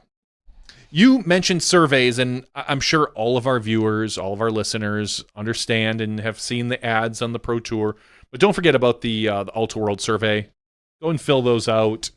They how much player pack isn't worth it? Yes, tell them which event has the worst player pack. Ultimately, it's really funny because sometimes I see these numbers thrown around, and it's like, oh, how come we have these surveys and nobody listens to them? And I kind of shake my head and chuckle. I mean, they're just surveys. There's so many things that go on behind the scenes as far as favorite players and sponsorships and commentators and viewership. And, you know, again, if you looked at just the viewership, you'd probably say, why do we even have live? Jomez still gets more views. But it's like, you know, if you want to look at, oh, look, the Jomez is still pulling in 125,000. The live isn't getting that per round. So why do we even have live? I mean, there's so many other things that happen, but those surveys do kind of, they give people an idea of a portion of the disc golf community. So if you have a chance, go and fill them out. They're anonymous too, so say everything you want good about me. Yeah. Okay. Say I'm your favorite podcast person. Yeah. Sounds good. Yeah, just do it. It's anonymous. No one will know. No one will know. No one will know. No one will know. They're going to know. They're going to know. Real quick, I do want to just briefly, we'll bring up M Worlds is going on. It started today. I believe there's going to be some coverage of MA1 and FA1. Yeah, which are the only two divisions. The only two divisions. So, but I think it's only lead card coverage. I don't think we have any chase card coverage. Yes. So, but right now in the MA1 field, you've got Micah Tompkins and Vaughn Bontrigger. They are leading with Bradley Hendrick at 11 under par, the three of them. And then there's a handful of people. There's like 5 of them at 10 down and a couple at 9 down. We're still very early in the event. Things are going to shuffle out a little bit more. They've got, 1, 2, 3, 4 more rounds to go. So, yeah, it's and one of those gentlemen that is obviously still very much in the hunt has been here on Smashbox. Of course, our as you scroll down, James Collier. Oh, James Collier is on here. Oh, there he is. Yeah, we talked to way back after winning the. Yeah, he's only 3 strokes out of it. Winning the U.S. Amateur Disc Golf Championships over at the Toboggan. So, but best of luck to everybody. And we mentioned these names earlier when we were talking with Addison, but in the lead right now in FA1, Teresa Cuevas, Peyton Kohut, Brooke Johnson, Yolanda, Lolohe Pauly. Those are your top 4 players right now. 2 of them are at 11, 2 of them are at 10. And then you've got Kylie Kohut. Are they twins or just sisters? I don't know if they are twins. I'm guessing they are. Yeah. I'm trying to. No, I don't think they're twins. But I just think of the Linz twins who we had at Amworlds a few years ago, and I'm like, wow, it's a twin thing. And Shelby Cohen is right there in the mix too. We saw Shelby play alongside Cadence Burge at the U.S. Women's Doubles. Oh, sure, Shelby. That I had put out. So very cool. And Virginia Polkenhorn, who actually is trying to defend her AM title. She won last year at this event in which you don't Grand see Rapids. very often. You don't see a player not as often try to defend and an Virginia's championship. a young adult. Sure. I don't know if I was going to say 18, 19-ish, somewhere in that neighborhood, possibly, maybe, give or take a few years on the younger side. And, rated 900 and trying to defend her AM Worlds title, which I'm sure could be a good debate as to whether or not, trying to defend an AM Worlds title is... It's different, but, I mean, if you're 900 rated, you're not... And maybe disc golf isn't your passion to go into higher levels.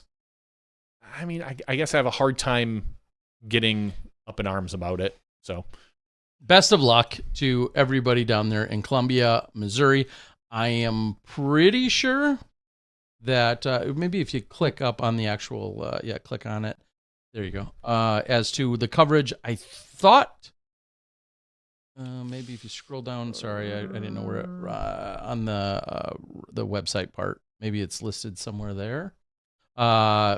Next day coverage. Media coming from Gatekeeper Media. Looks like Gatekeeper will be providing next day coverage of FA1 and post-event coverage of MA1 on their YouTube. So FA1 will probably get released every single day, right? The very next day, and then MA1 will roll out shortly thereafter. So best of luck to them. And if they're the one crew doing it, that's exactly why you're not seeing them both come out next day, because with only a couple of people trying to get next day is dang near impossible for multiple cards like that with just probably 3 or 4 people.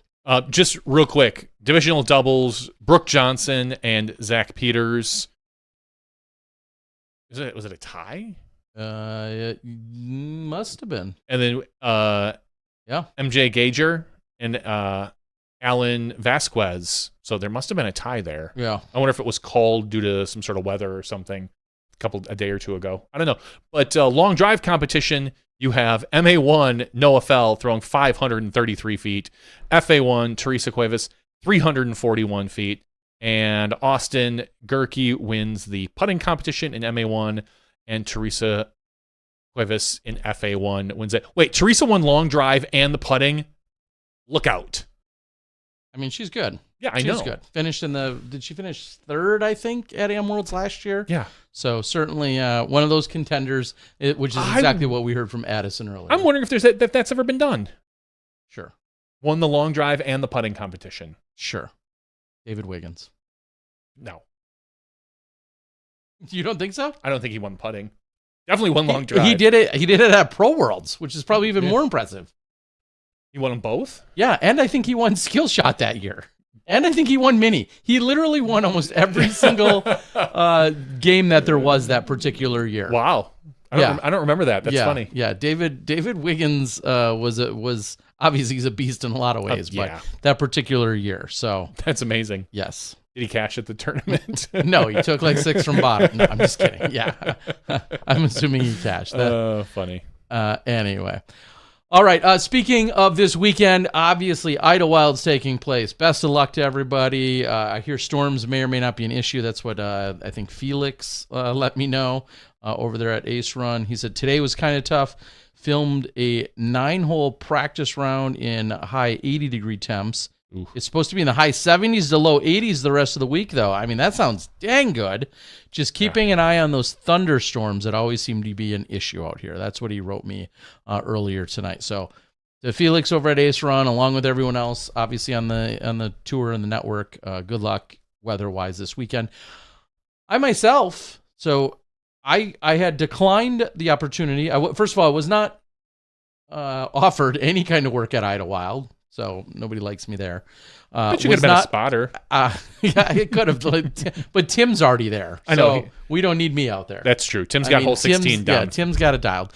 So I was not in any way booked they already had a team lined up from the beginning of the year to do Idlewild. I believe Ian Anderson's going to be in the booth again, I believe. Anyway, I know I'm not. And then the opportunity of potentially helping out at the M Worlds coverage, which I would have gladly gone to do, except for, as I announced a few weeks ago, I was also invited to go back to the Rocky Mountain Women's Disc Golf Championship, and that's taking place this weekend. So come Thursday, myself and my 2 daughters will be flying out to Denver, and then we'll be hanging out at Purple Park, which is in Superior. I was going to say Superior, Denver. Superior, Colorado, which is a suburb of Denver. Yeah, suburb of Denver. And 3 rounds action over at Purple Park. And I know many of you, if you've been around at all, you have seen how beautiful and how fun that Purple Park course is. So I'm really looking forward to it this weekend. And I don't know that it'll be necessarily next day. If it's not next day, it's going to be only delayed by a day or 2. Hopefully at most, but I'm going to try and get it turned around very quickly to have that coverage. So Okay. Looking forward to it. Rocky Mountain Women's, I'm going to say for the 100th time, they, along with one of the other women's events that I cover year in and year out, the Phoenix Ladies Open, just spoil the heck out of the women, and I love it. They do such a phenomenal job. That is where I became even closer to Doug Bjerkes, along with Ray Woodruff over the last few years, and that event kind of helped put Doug more so even on the map. Then Dynamic took note of all the good stuff him and the team were doing, and then obviously from Dynamic he went to the PDGA, and just a lot of love for this event overall. That dude just keeps failing up. Yeah, must be nice. Meanwhile, I'm in a basement with you still. Way to go. 10 years on. Jeez. So super looking forward to it. New tournament director, Allie, this weekend, who I'm going to have the pleasure to work with, and Ben over at Fairly Creative, and Jeff Hungerford, just so many good people. So really looking forward to the action over at Purple Park. All right. So well, maybe we'll have a winner from that also as part of the show next week. Yeah, potentially here. I think Andrea Eaton was our winner, or Sandra maybe last time. I forget who won, but yeah, looking forward to it. I don't know if there's much else outside of that. Well, I can look. I haven't, looked at the PDGA. Normally I'll take a look at the news page on the PDGA, but they're talking more about Am Worlds and such. Any announcements? I'll make another quick plug that the Throw for More campaign still continues. That will be taking place on Saturday, September 20th with the Paul Macbeth Foundation. You go out, you're going to commit to playing some golf. You get people to pledge for how many holes you're going to ultimately play. And then when it's all said and done, you're going to have those pledges and you're going to raise the money. But then also UDisc is going to donate 10 cents for every single round that gets played that day. So UDisc is on board. The Macbeth Foundation is doing this ultimately. And I think it's going to be a pretty cool fundraiser. So I'm going to talk to you about it every week until it happens, because it does look pretty awesome. So best of luck to everyone. Go out and play some disc golf or something. Yes, Tim, I will miss you and everyone else over there at Idlewild. The fact that it's going to be not 100 degrees and hot and humid really annoys me, because almost every year we've been there, it's been disgustingly hot. So this year it's going to chill, but I'm not going to be there to take it in and settle. Right. Custom course maps is on the board, and I will quickly address the comment that he's made here. He says, Terry, is this the segment where we talk about at length about the elevation of hole 6 at sunset? Des snitched on me. All right. I missed this. Yeah. Well, it was kind of internal. Hole 6 is the one that Holland Hanley famously threw in for Albatross, that we saw also Hannah Wynn throw in for Eagle this weekend. It's the 712 footer, whatever it is. Yeah, it's the one over the water. Over the water, yeah, over the last water carry. You have to decide if you want to go for it to go to play for the eagle, or if you're probably just playing for birdie. Usually one of the softer holes out there. Do you have the score still up? I was gonna say I would love to know the distance.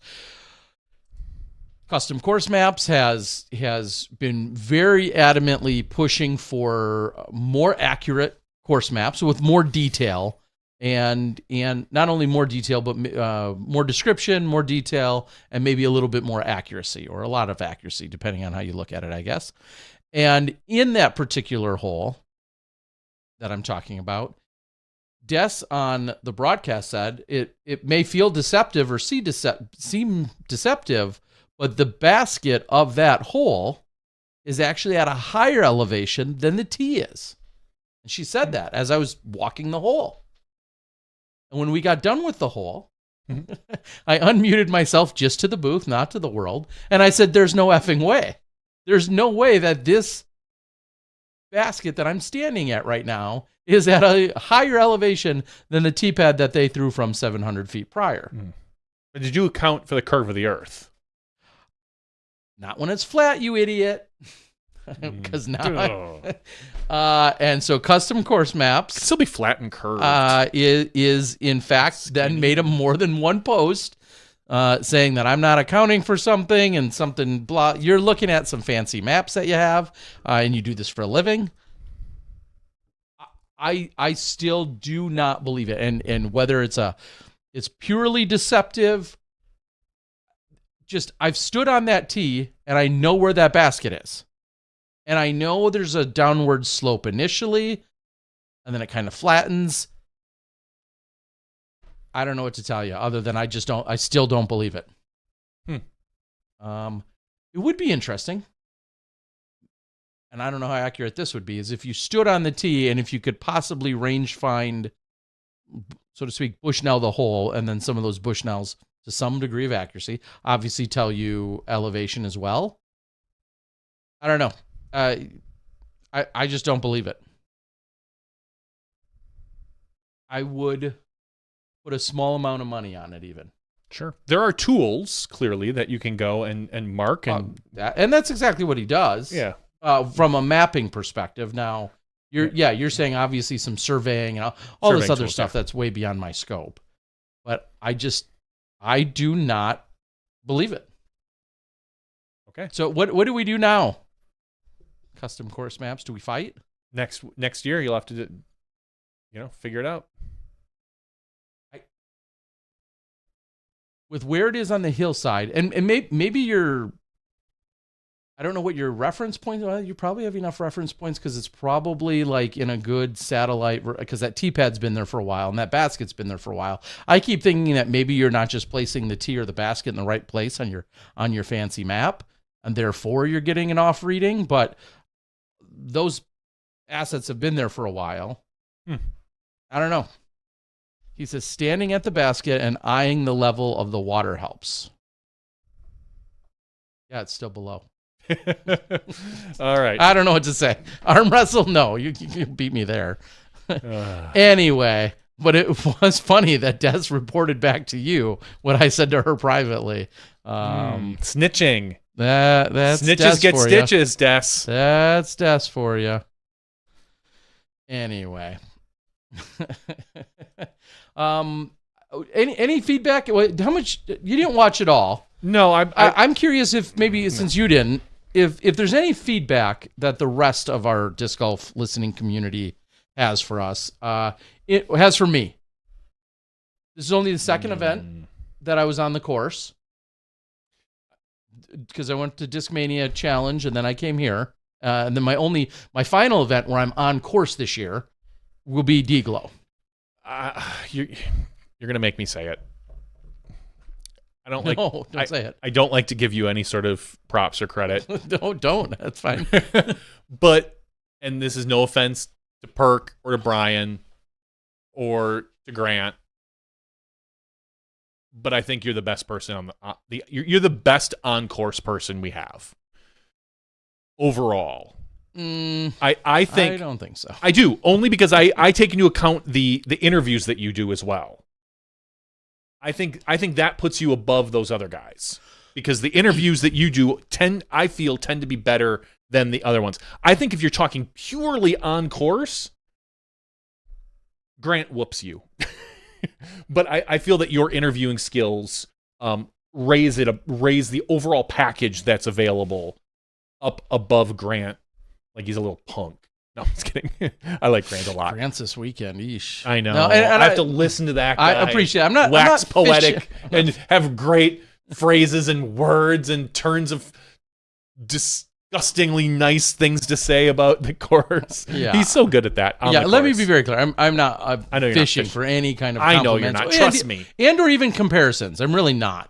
Because I don't agree with your assessment, but that's fine. Well, you're wrong. I am looking for feedback. If there's something that, in terms of like what you'd like to hear more of, what you'd like to hear less of, what you're expecting from an on-course person, I'm going to quickly jump ahead and say part of my feedback that will go to Heinold as a team is, I would love, and maybe we just got incredibly spoiled, I would love to see more spotters for even when it seems obvious. And what I mean by that, especially at a place like Sunset, I could be in a really good spot, but the disc still somehow just barely creeps out of bounds, and you don't necessarily see that. You don't know for sure, and I can't necessarily go stand over there because then I'm going to miss this spot. There's just a number of those times, or I don't want to go into a particular spot or be standing in a spot because I don't want to bring myself into play and or be a distraction to the player. There might be an ideal spot to be standing, but I'm going to sacrifice that spot most of the time if I think that, I will, if it's going to be a distraction to the player or just kind of be in a weird spot, even if it is better technically if I get called upon. That's where I'd really love to see, and maybe it's a funny bias, but I'd really love to see it for our covered cards, at least our lead cards, MPO and FPO. And if that means we have a volunteer that one volunteer is associated with that one group, and then they are making sure to always run ahead on every single hole, I think that would be a logical way to do it, because they would peel off the hole shortly after, everyone's gotten to the green. So just like a catch cam or just like me, they would be moving on to the next hole. That'd give them position to get into the next spots. And I would just love to see that, because there were so many times this weekend where I wasn't positive if a disc had gone out of bounds. And I guess I feel like maybe after being in the booth for Worlds, I thought there was never a question. Every single time a disc went anywhere near a line, somebody was pretty close. Now, granted, that's Worlds, and they had this massive, volunteer base, but we have a really good volunteer base that comes out of Ledgestone. And I don't know, that's something that I would like to see. That would be my feedback. And also just think, which is a subject we didn't even get to really, that may have eliminated, in this situation, that may have eliminated or helped with the whole 16 issue. Did the disc go out of bounds? Did it? Well, it did. But with the MPOs on 16 at Eureka, did it make the Mando? Did it not? Players 350 or 400 feet away trying to determine for sure if it went around a certain way on the pole, which was kind of the crux of that conversation.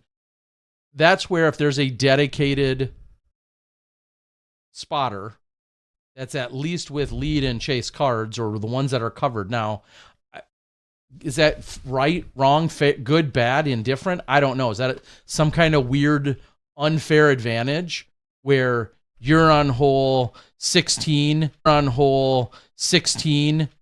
you're up by 2, and you've thrown a shot, and the whole card has no idea ultimately what the result was for sure, and you guys have a spotter on your card, so a spotter says, yeah, that's in or that's out, and then somebody who's charging makes a decision based on that, and that's not necessarily on all the other cards. There could be an argument there about somehow it's not fair. That's kind of like the whole argument of, well, we've got a Marshal on only 1 or 2 cards, and they're not on all 20 cards that are out there.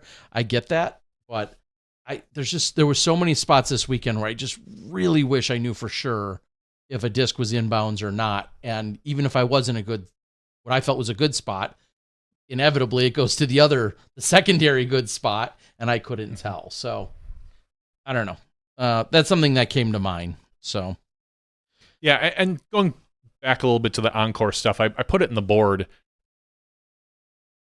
I truly feel that each of you that are on the ground are so good at certain things. Like, I don't know if there's anyone that breaks down a hole better than Brian Earhart. Sure. And Perk, if you want to know about like the local course, the local community, the fauna, all the trees, like just a little bit of history. Which way the wind's even blowing from? Because I'm always like, I don't know. Yeah. Well, first of all, there's no damn wind this weekend. Yeah. But even if it was, I wouldn't know what direction. Perk is so good at that. Absolutely. And as I said, Grant has just such a great way with words on the course. He's so well spoken. Almost like he should have a podcast, but not one that goes up against us. And then you, which I think you are good on the course. I think you get a lot of insight from players and their families and things like that, which Brian does, I think, as well, and the other guys do. But then I think you elevate it with the interviews at the end. I just feel like you all have such a good strength in certain things that I'm never sad to see anybody on the course. Like there's never a time when I'm like, oh, I have to listen to Terry. Like Tuesday nights I do that, but not on the course. So in general, and we've had other people step in that I think are a really good change of pace. Dixon was very good, I felt, on the course. 100%. Yeah. Zach Melton was really funny. He was a good change of pace. He wasn't your traditional on course guy, but a lot of people really liked it because I feel that you get that like once a year or maybe twice a year. The more relaxed kind of on course thing that he was doing, as opposed to some of the more I don't want to say professional, but the more polished version that we sometimes hear from Earhart or you or other people. So I do think, and that's kind of how I feel about commentators. I know there's so many things about commentators. I always feel our commentators tend to each of them brings something different that I look forward to. Do I have my problems with some of them? Of course. I think you'd be crazy if you didn't say something about somebody that bothered you a little bit, but I tend to look past a lot of that and look for the positives that they each bring to the booth. Well, and what's kind of interesting is also just the fact that we have different teams and then therefore have different setups. Yeah. And I'll go a step further in saying different setup men. And what I mean by that is there's a dynamic, so to speak, with Ian throwing to me either certain things or certain questions and a certain style. And then there's how I may throw to Perks, or how I may throw, or in what I think of to throw to an Earhart or to a Grant Zeldner. So even I feel like the host, play-by-play / host person, and then how they interact with the on-course person, like there is a obviously there's a relationship there, but that is kind of an ever-flowing dynamic as well. That's why I guess my point is, I don't feel like you can ever put everyone on the exact same like scoring table, because how the scores get tabulated are going to come in differently anyway. Like I'm typically asked by Ian, for instance, versus, Charlie, or versus someone else, because it's a different dynamic. And some of those flows, I think, probably to the viewer come across better than others, whomever it might be. You may hate it when I throw to Brian, or you may love it when Charlie throws to Brian, or Charlie throws to Nate. Like those are all things that factor into. I think the success of the on-course person is obviously tied largely to the host person as well. One thing that I think that we need to iron out just a little bit more, and it's always tough to do, is especially depending on how well you know the course. It's tough because more than once this weekend, our producer, well, you're not watching, but you should. Our producer will say, "Hey, Terry," he'll say to Ian, which I then hear, he'll say, "Hey, Terry, you're going to call the putts on this green." I'm halfway to the next green. Yeah. So I can't, I think very specifically, I'll use just one of the most recent examples, was them putting out on hole 13 at Lake Eureka on Sunday afternoon. I was standing near 14's tee, kind of near 13's green, and I watched all the discs come in. And I'm like, okay, if they throw to me, I can assess where they are and what happened. And then after they all started arriving, I've got to get to the next spots. So as I'm starting to walk away, and now there's a big gallery that's formed around the green, so to speak. And then I hear Mo say, hey, I think he's saying to Ian, hey, throw to Terry. Terry, you're going to clean up all these putts. You're going to call all these putts. I'm a couple hundred feet away. You got to let you know before that. And things like that happen. Or I might have been only literally 50 feet away, but in a weird spot where I couldn't audibly really call the shot either without distracting the player.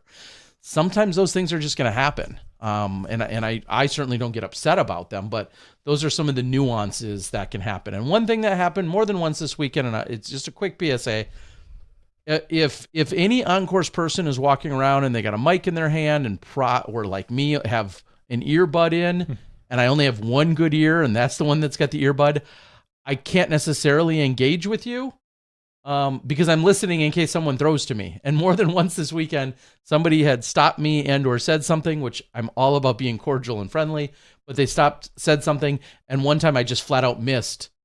Because all of a sudden I hear our producer say, Terry, they're asking about blah, blah, blah, blah. And I never even heard the throw down to me because someone else had stopped me. And so maybe I just need to be more abrupt or something. I don't know. Yeah. I think I'm working. Just like the universal symbol, like, yeah. And I just walk away. Yep. And again, I am not complaining and I appreciate everyone. But it's especially tough for me because I have to pull out my earbud of my one good ear to hear what you're saying to me. And that's when I'm missing the throw. So anyways, there's some funny behind the scenes things. Those are, and I think we're all still learning like this, we clearly haven't perfectly figured out all of the, on-course stuff. And as I've always said, I would love there to be a little bit more banter between on-course and booth, but I know that can be difficult with some timing of the calls versus what's on the camera versus the delay. I would just love a little bit more seamless conversation back and forth, but I know that can be difficult. So, but I swear to God, once a year we go and we do this, maybe even twice a year, we sit and rant and rave about some of the on-course or the booth stuff. So we can get to something else beyond that. We can close out the show, Terry. We can. We got some giveaways. We have I'm sure we've got life catch-up stuff. I don't know. Yeah, sure. Whatever. All right. Well, I'll go ahead and close us out. It was a heck of a weekend.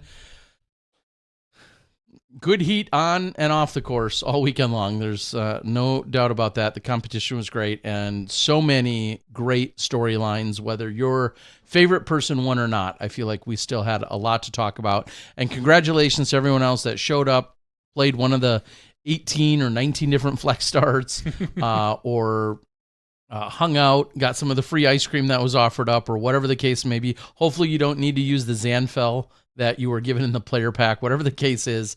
I hope that everyone had as good a time as they could. It was a lot of fun being out there, as much as I whine like a little baby about being hot and sticky and sweaty and stinky.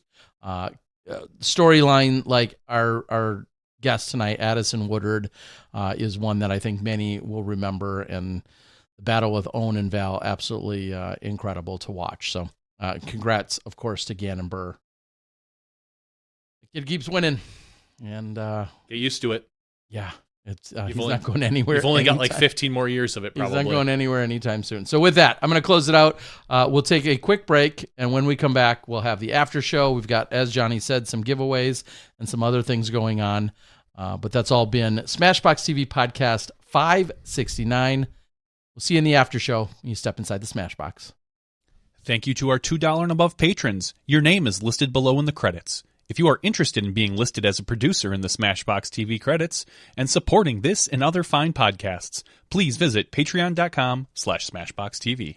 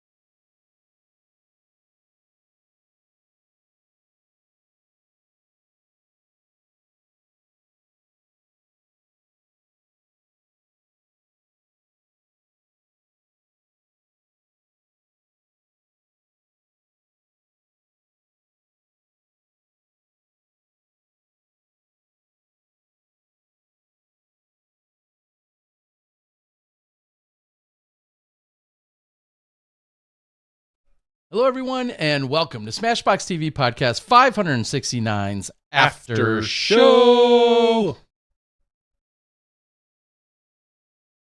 6-7. I won't even go on my rant.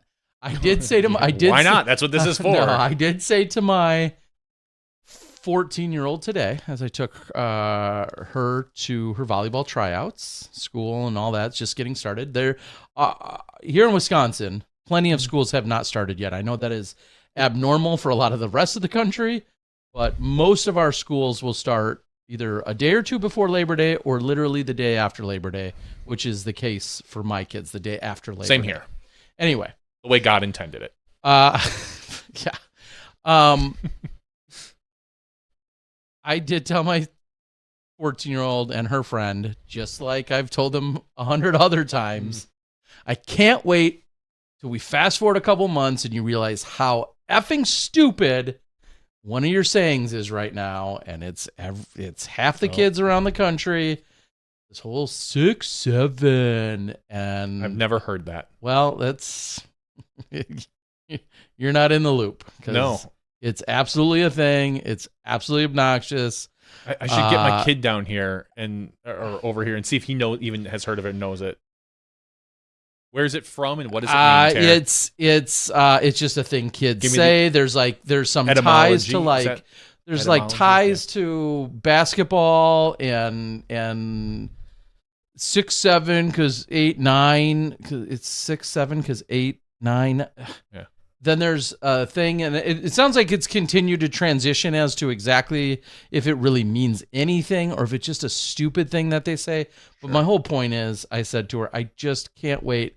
And there's there's been 1,000 sayings they've had. I mean, it's all of us, right? We've all gone through them. Yeah, we've this all... one in particular is just the next one. I'm ready for it to be done because it's so stupid. And we've talked about how quickly these phrases come and go these days. Course, like for us, a phrase like that would last a year and a half. And like some of these have been lasting months. This has been around for a little while now, and as I told her, I said, I just can't wait till you guys look back and then see how dumb it was, and then you've moved on to another dumb phrase. But that's it's right there with your Skibbity Toilets, Ohio Riz, and all the other ones. There's a million of them, so on and so forth. But if you are Skibbity just made it into the dictionary. Yeah, there you go. Webster's always picks a couple trendy phrases and puts them. I heard on the local late night news that Skibbity made it on, so that must be Skibbity for them. Yes. Anyway, if I can get any older than that, I don't know. So here in Wisconsin, some kids are doing various tryouts for things. Like I just said, mine is going to try for JV volleyball. One of her friends is going to tennis. One of their boyfriends is going to soccer. It's that time of year. Yeah, my son doing volleyball. He thinks there is, he says, a small chance he makes the varsity team. There's only, I think, 3 or 4 open spots. And I asked him, again, I'm very realistic when it comes to my son's sports skills. He's never going to be the star player. But I said, really, you think you might make varsity? He's like, well, I'm a center. We have 2 centers, but they might need a third. So that would be me. And I'm like, okay. And he's like 9 feet tall. He's like 6'8", yeah. And the kid that's like the best center, named DJ or Donovan, whatever. He's like 6 foot, but the kid jumps through the roof, and so my kid doesn't. And so I was like, all right, well, that'd be awesome if you do. And he could care less if he does or doesn't. I mean, I think he's just more interested in playing. He'd for sure be on the JV team. Oh yeah. They have a JV2 team. Yeah. So I mean, he was on the JV team last year.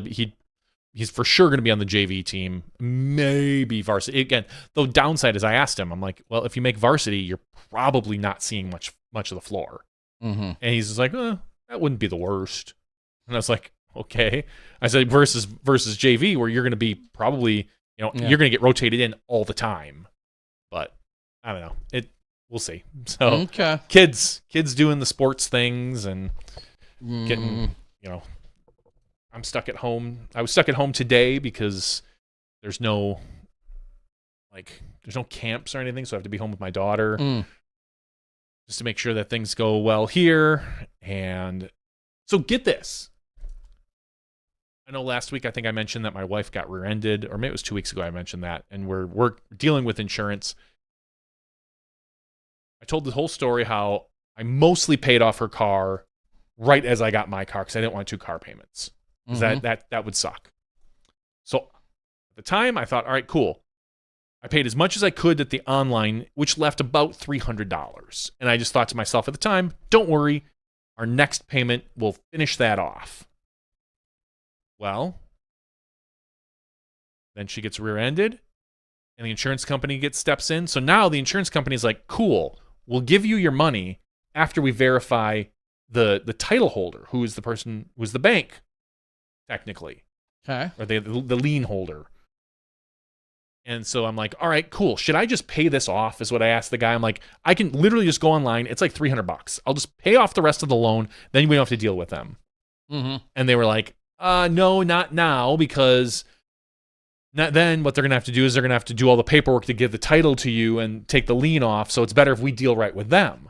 And I was like, okay, fine. Well, in the time that I've talked to them and the time that they talked to the bank, our last payment hit. You're delinquent. No, I now technically own the vehicle. Okay. But because my last payment hit, now we need to apparently get on some sort of three-way call so they can say like, yep, definitely. In fact, they overpaid a little bit because the payment was this. So now they're going to get it back at the end of the month. But now we need to like transfer the title and the lien. But the bank has some, and the bank we go through for our loan, they don't accept anything other than email for this process. And even the guy at the insurance company is like, yeah, we've dealt with this bank before. They're kind of a pain in the ass. He's like, it's just never quick with them. They only work through this specific email account.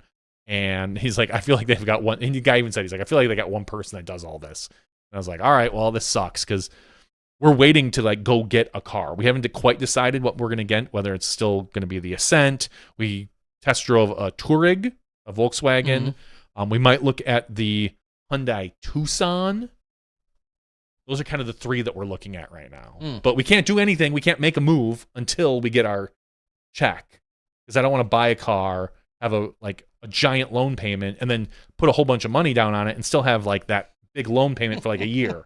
Oh, look, you still, now you have to pay $500 a month for a year, and then your car's paid off. I'd rather have a bunch of little payments and then probably just pay most of it off anyway. But I need that big check. It's bothering me, Terry, and I'm stuck in limbo because of insurance, and it's just really frustrating. That's so weird. That, I know. The insurance world. And the insurance company's been very good in general, other than the one person that deals with all our insurance claims. She was gone on Friday. She was gone on Monday, and today she was in training. So we've been trying to get a hold of her all weekend and be like, hey, is this moving? Is this going on? And she just didn't return a call, and which I don't blame her. She's on vacation for those days, but it's like, who else can you, like, how do I make this move? Because the woman I finally got a hold of her today, and I'm like, yeah, we still have this loaner car. And she's like, yeah, you're going to have to return that. And I'm like, I don't have my money. And she's like, I've given you as many days as I can. She's like, I can fudge it a little bit, but then they start auditing me. She's like, so, because we were supposed to return it Monday, my wife just called and said, I'm not returning it. We'll figure out something. We'll deal with it. So then they finally agreed to extend it to Wednesday. So she has to return it tomorrow now. And I still don't have my damn money. So I'm like, well, thankfully my wife works like a mile away, so she might be able to get by without it. But, just frustrating. Huh? Yeah, it's just frustrating to deal with all this crap. Yeah. I received a bill for getting my kidney stone looked at, and I'm gonna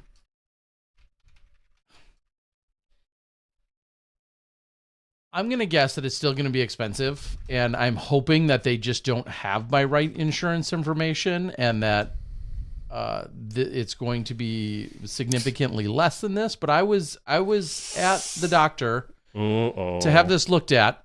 I was there. I want to say under an hour. I could have looked at your kidney stone. I think it was under an hour when it was all said and done. By the time I walked in,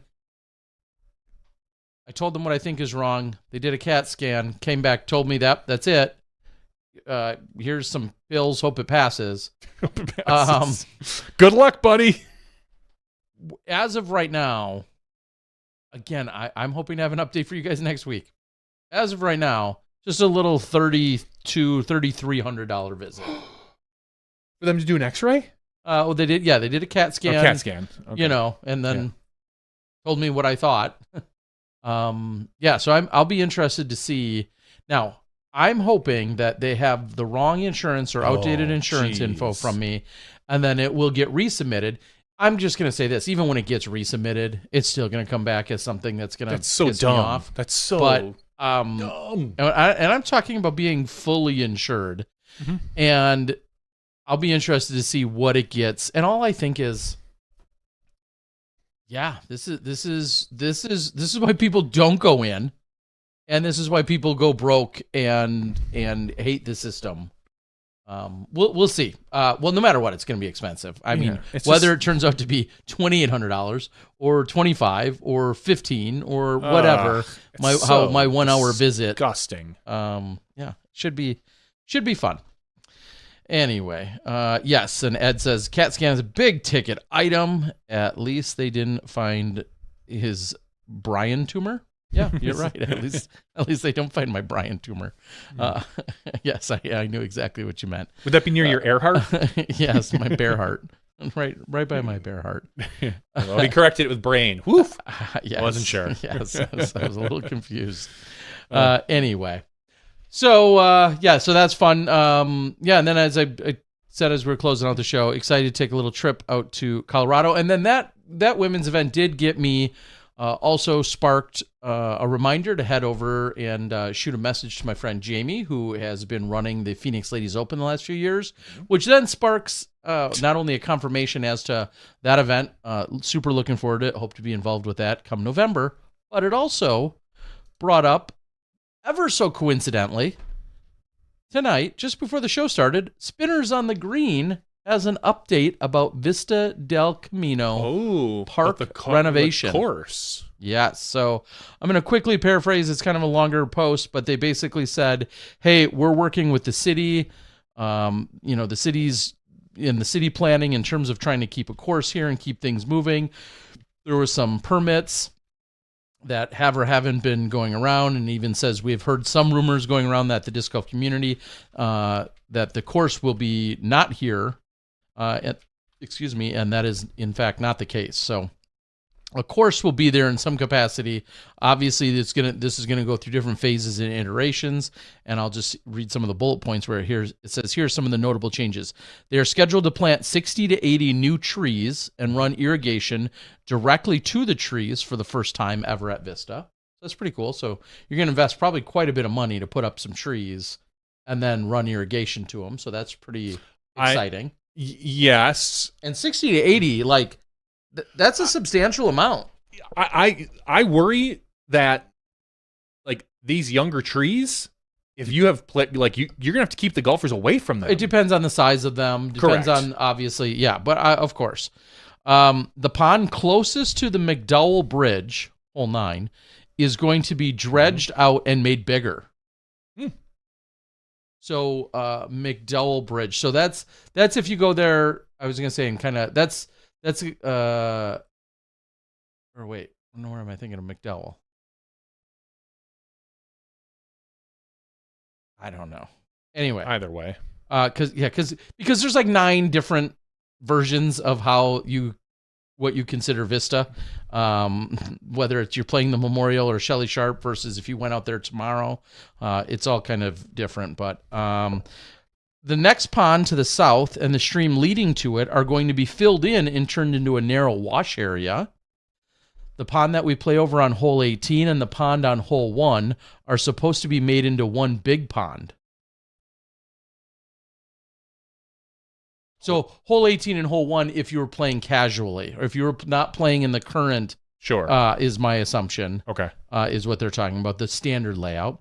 They were scheduled to start this work in March, and it got pushed because of a permitting issue. They are now scheduled to start construction in October, and we likely won't find out about any delays until then. We hope to be able to work with them to have baskets stay up in areas that don't have to be fenced off. We also made the XL South 6 between Roosevelt and McKellips into an amateur-friendly 9-hole course that is currently on UDisc. That's nice. We did this to have a playable 9-hole course while they were working on the north side of Vista. So we have a very good relationship with the city of Scottsdale, and we will relay any information as we get it. Let's get out and play Vista as much as possible before the changes. So anyway, that's out there. Clearly a ton of conversation. I mean, this course has been iconically used and integrated in big events, small events, and everything in between. Basically, when you think Arizona disc golf, this is usually one of the first courses that come to mind, this and Fountain.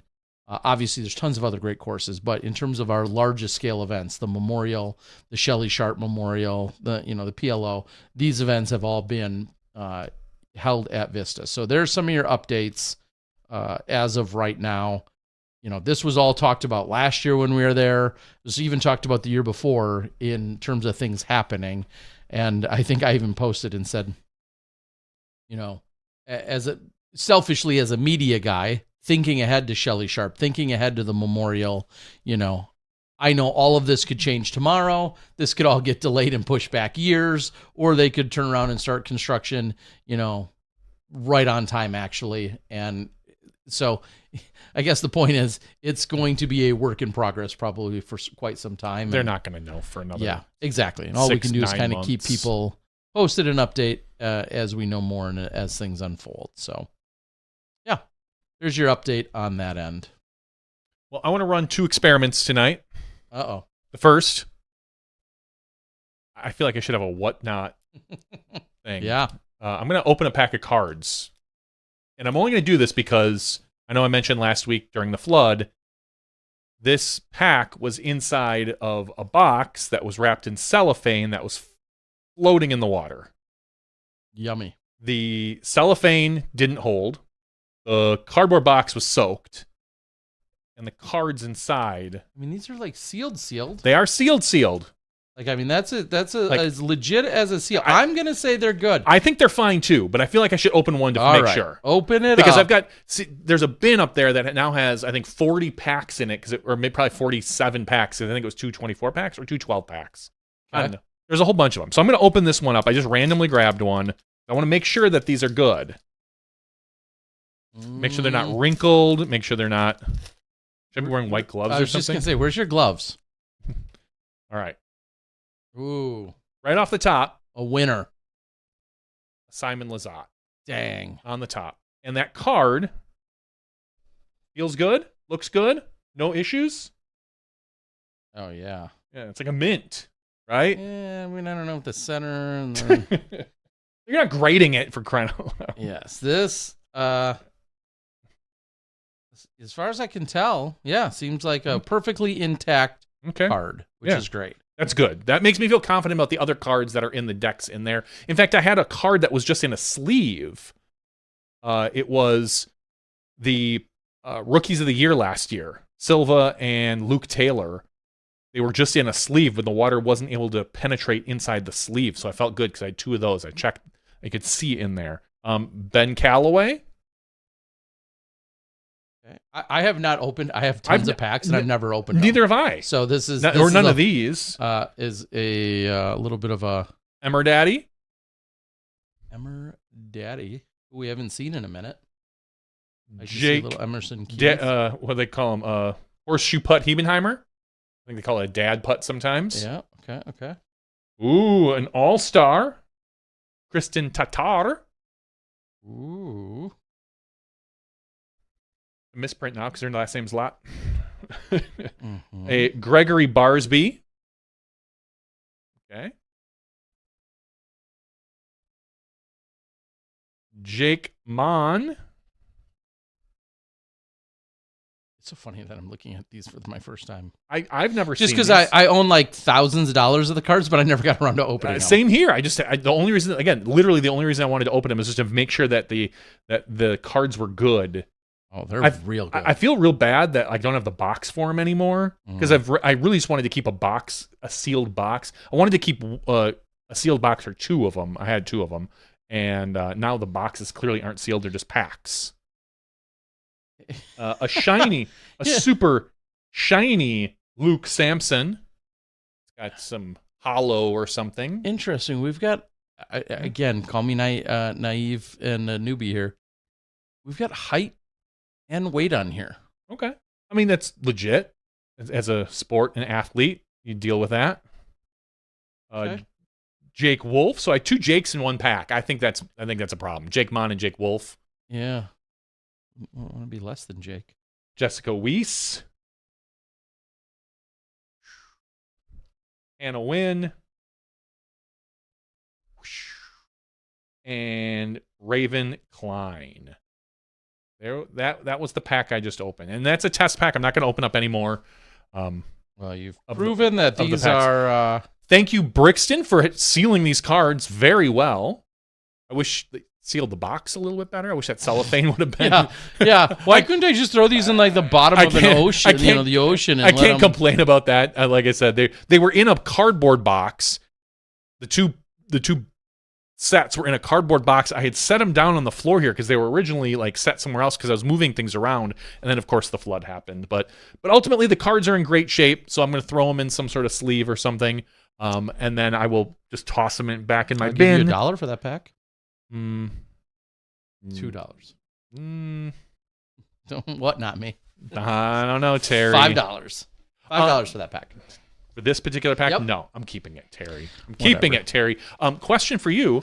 The big, there were some discs released this particular past weekend. Did you get your hands on any? There was a specific Luna that a lot of people were interested in. You're a hoarder / collector. Yeah, and were you able to get one? I will jump on the bandwagon and say, ain't nobody got time or the patience for all those frickin' drops. And I get it. There's a lot of fanatics. Oh, yeah. I would beg to differ, Terry. Oh, clearly. Yeah. I did get my hands on some. And I am to the point, and this is industry wide. I'm to the point where I'm going to say it, I've given up on trying to keep up. There are now so many molds, so many manufacturers, but then so many molds and so many plastic types, and then so many special of special-ish, limited test, special, limited edition, kind of, sort of runs. And then obviously a million stamps to go on top of all of those other things. I know, like, my head is just spinning, and I've learned I don't need to bother keeping up on it. No. Specifically, like, I used to be more excited about it, and now it's just this massive it's like we talked ocean, about, and I'm officially, like, giving up. We talked about it last week with all the tour series that are not the tour series, the series that the winners of each event get. Like, at some point, it's just like they just start washing over. I will say, if there is ever a disc that seems to pop up to my level of caring about discs, then I usually know it's a big deal, and that was the Luna this weekend. Sure. And I saw a picture of it with Paul and AB looking like Mario and Luigi without the mustache. And so that's the only reason I asked if you happened to get one of those. I know there were other drops that I have no idea about. Sure. But that was the one that I heard. Someone said it sold for like $250 on a whatnot. Yeah. So I didn't know if you happened to get one. I do, as a Nintendo guy, I love the aesthetic. I would love to have one. I wasn't about to go in like down to Ledgestone for that, though. Yeah, and they had various drops, and I'm not even going to claim to have any idea of how many or when or what the exact details were. I just know that there was various drops, and one of the most popular ones seems to be the Mega Glow Level Up Luna. And then I didn't even know these existed at the time. that there were then, I think, 250 Brixton cards that were associated and affiliated with the Level Up Luna. Yes, I saw so that those. the card, the limited card, could be obviously in addition to the disc as well. And some of those have gone for incredible numbers. I know Jordan and Morgan Lynn's had done a Level Up, had done a Whatnot, and I know there's various things on eBay. I have not gone to seek out any of the official sales, and I'm sure that right now versus 48 hours ago, there has been a massive leveling off of the madness, as you would expect. Plenty of people either got theirs or aren't just buying into the hype anymore, or whatever the case might be. And there's been plenty for the people that did want them. Is just a guess. I have no idea. I know I'm going to have one for sale tomorrow. A Level Up Luna? Yeah. And so you did get one? Yeah, I did. Okay. But it's clearly part of the chaos this weekend.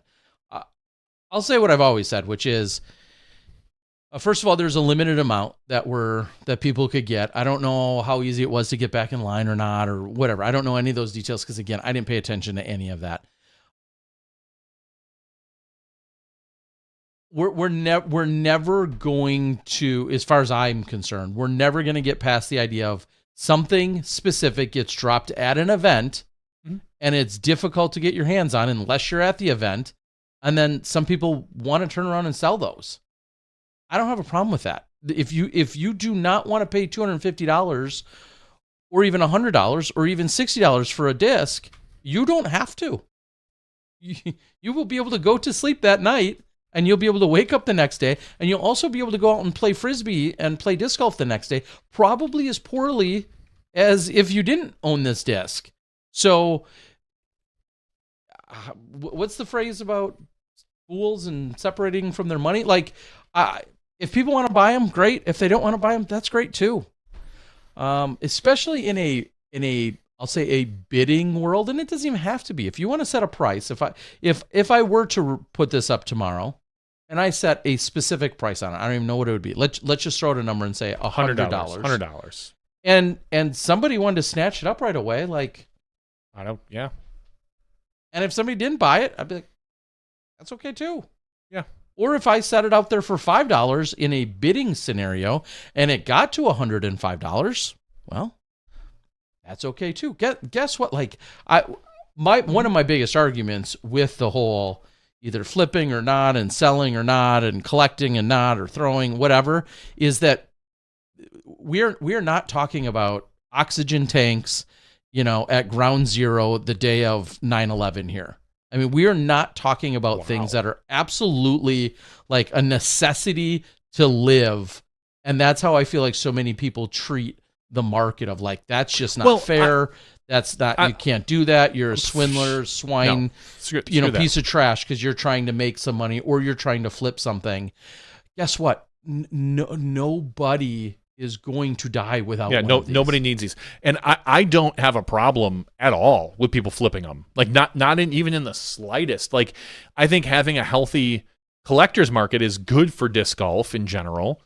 And having these, I feel like we went through about a year where it didn't matter what the drop was. Like, people weren't getting excited for them. Other than the Sexton Firebirds, I feel like those were still kind of had that pull of people. I feel like there were so many drops that just nobody really cared about. And if we can get back to having some of these drops that people care about, I think that's good, and it shows a good sign for the disc market. And there's certain discs that people that will just forever be more popular. Yeah.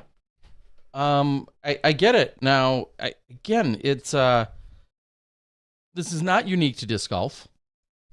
And now, if someone, obviously I feel like there's certain limits to this, in my opinion, which is still going to be subjective because we're all going to draw a different line in a different embankment of sand here. Mm-hmm. If someone somehow, which they didn't, got their hands on 990 out of the 1,000 offered, that's somehow a different story. If in some crazy world that happened, it didn't. in some crazy world that happened, then I think we're having a slightly different conversation, and they're only selling them for 10 times more than what the price was. But I always find it funny when someone says, well, I don't mind that they're flipped, as long as it's not for too much. What's too much? Somebody stood in line. Some of these people stood in line for hours in that disgusting heat to get we'll say 2 that they could get, or whatever the limit was, to get their 2. And who's to determine what's like that fair flipped price? I mean, that's the market. Mm-hmm. Yeah. I don't know. Anyway, so I have 960 of them, and they're all $200 a piece. Just kidding. Just kidding. Don't come after me. There was conversation. I mean, this goes without saying. There was conversation about intellectual property and Nintendo and the likeness. And I can't get into that argument, because if you want to go after this particular stamp and you hate it, I just would assume you also hate the 5,000 other examples we could go after. And I'm not saying, well, one, if one's wrong, then therefore we should ignore it. Again, I'm not a trademark patent Sunstein lawyer, so I have no idea. My loose interpretation of what I understand is that this is perfectly fine legally, is my interpretation. I could be dead wrong. I'm also not standing on that hill to die on or falling on that sword. I think, from what I understand, that you're good to go. And I'm also the same guy that has a product called my disc in a box. Yeah, you say that right. With a loose interpretation of the Saturday Night Live characters that made that skit popular. I don't really think it looks like either of the 2 original people, but is it a play? Is it a play on that concept? Absolutely it is. Yeah, and as Earl on the board says, the discussion is amped up on this particular one because Nintendo is very protective of their IP and very strict on it. Like they will go after people. Sure. So if that's something any company wants to do, I don't blame them. It obviously falling in line with whatever the rules and laws and regulations are. I'm all about you protecting your brand for whatever reason. Yep, I've got no problem with that. And if it comes out that this somehow is a problem, well, yeah, then then you go back to can Discraft get in trouble because they're the ones that actually stamped it, versus if Ledgestone, who ordered them. I mean, again, that's a whole other mess that I'm not even gonna pretend to jump into. I'd rather fight about the other thing I saw happening recently, where a gentleman, I believe out of Illinois, was, and I don't know the full story. It was a very quick read. I think the long and short of it is he was very upset that a Play It Again Sports was reselling some of his discs, and I don't know if he lost them. I don't know if he forgot them at a park. I don't know if his car got broke into and then someone took his bag and then sold it to Play It Again. I did not read the whole story, but this is kind of a reoccurring argument that gets had a couple times a year as to, if Play It Again should be doing it, what their diligence should be, what constitutes a lost disc versus an abandoned disc. There's plenty of arguments out on Reddit. I don't need to get into any of it. And again, I'm not a lawyer. And every state varies. Every single state varies as to, how that unfolds. I'll just say, I think it's always gracious and kind that if you find a disc and you can get it back to an owner. Of course. Like, that's the kind, sweet, great disc golf thing. Sometimes that happens. Sometimes it doesn't. So. All right, experiment number 2 tonight before we do our giveaway. This will actually be part of our giveaway. Oh, no. I had 2 of these sitting around. It's my disc in a box. Nope, this is the disc store. You guys remember, we used to give these away monthly. Describe that for me. Gross? Mushy? Yes. It's in a cardboard box. It's a little mushy. There's a little... I'm not going to lie, and I asked this to Terry. There's a little funk down here in this basement still, like a like it was flooded. And I think some of it is this cardboard. I'm not gonna lie, it stinks. So whatever's in there probably stinks. Depending what it is. Yes, And if it's salvageable. I mean, if it's a T-shirt, it's probably junk. you think if so? it's You a, think if I it's a could wash disc, it? I don't know. I don't know. I've got 2 boxes, and both of them were sitting again on the ground next to me here. So I'm gonna pull this open, and this is gonna be our giveaway tonight because there's almost always a disc in here. So we're gonna give away the disc that's in here. Okay. It's a flood disc. And if the rest of the stuff doesn't stink, we'll give that away. Yeah. Any stickers are probably done for in here. Potentially. I don't even know when this is from. You can kind of look at a date. Should be up here somewhere, right around there on the label. Can you read that, old man? Johnny's having a. Don't mock me, Terry.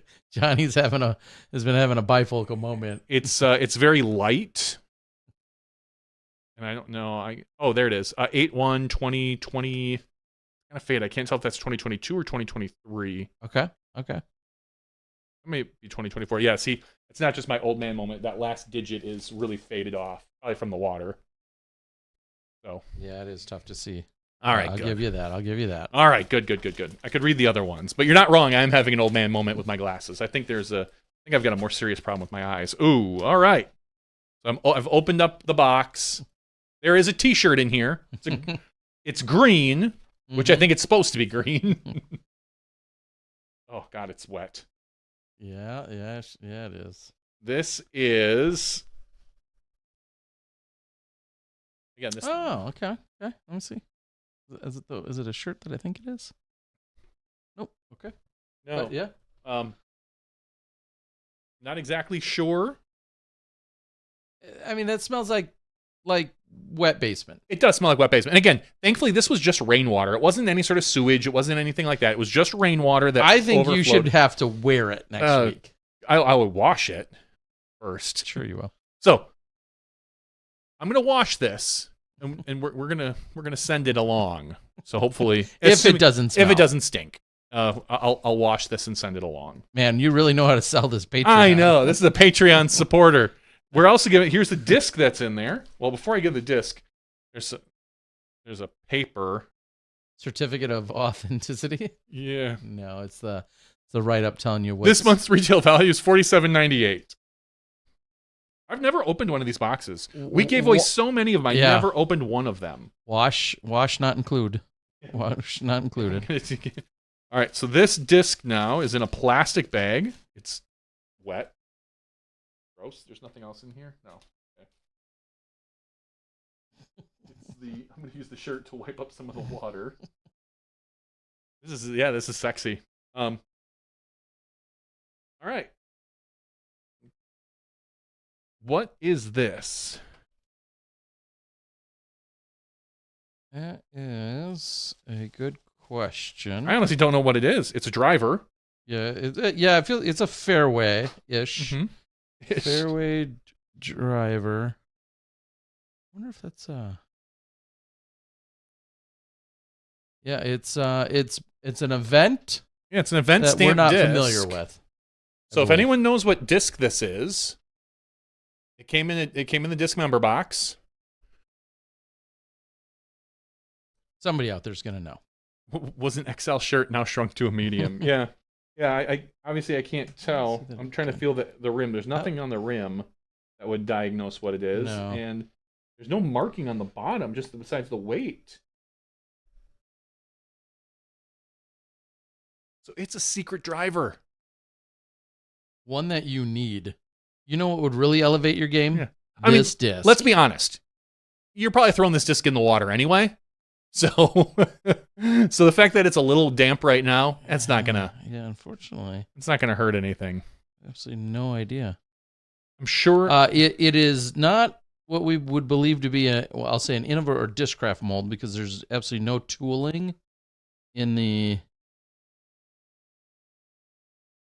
No tooling on the mold, and rarely would you see one of those without. And we might be able to dig it up. I could probably again look at the date on the box, maybe see if Disc Member's website's still up, and it's on, and if it's on there. But you'll get it. You'll get this West Side Stag. West Side Stag. I don't.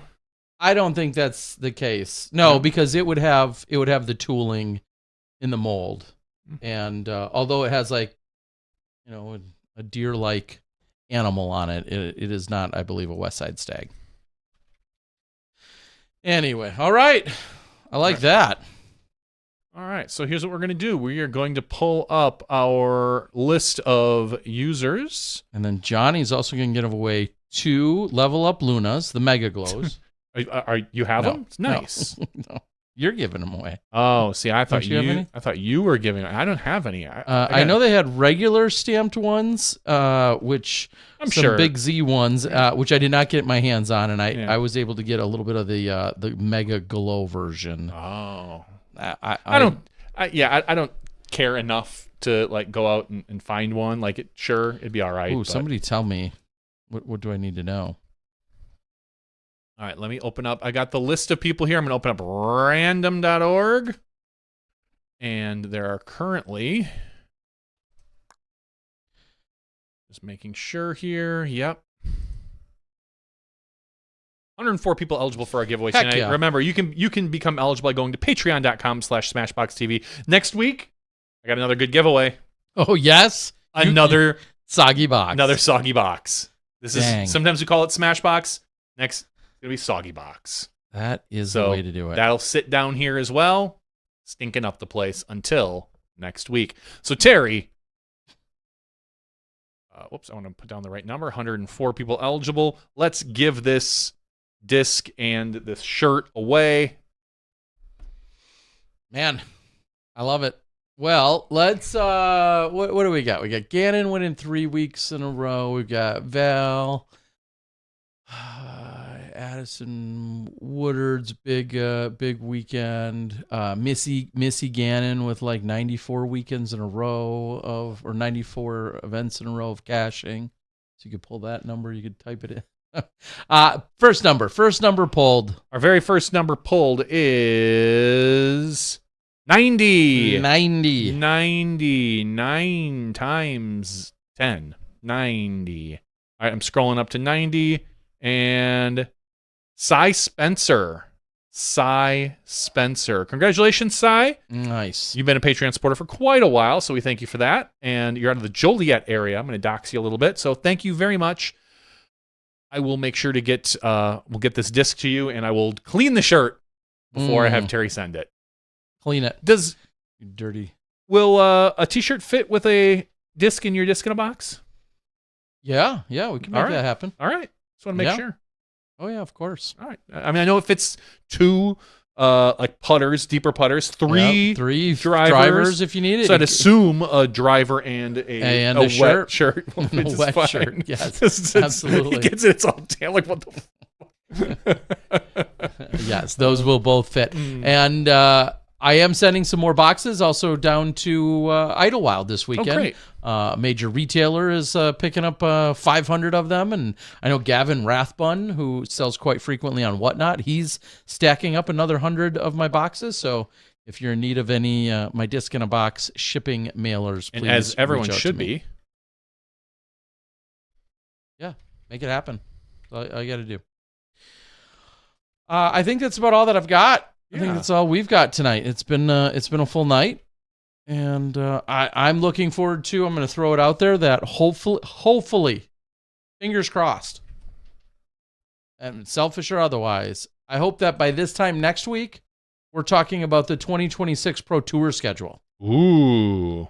I know they are diligently working with LOCs, local organizing committees.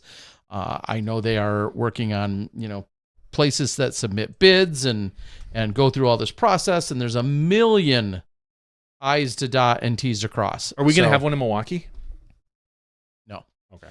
Spoilers. But I hope that this time next week, I can't hold anyone's feet to any fires, but I hope that by this time next week, we are able to at least discuss or have some unveiling. And again, that's partially selfish on my part in the sense that I'm already thinking ahead to early 2026. I'm thinking to the Asia tour, the Southeast Asia tour, that's unfolding, and registration for that is starting September 1st for a lot of those events.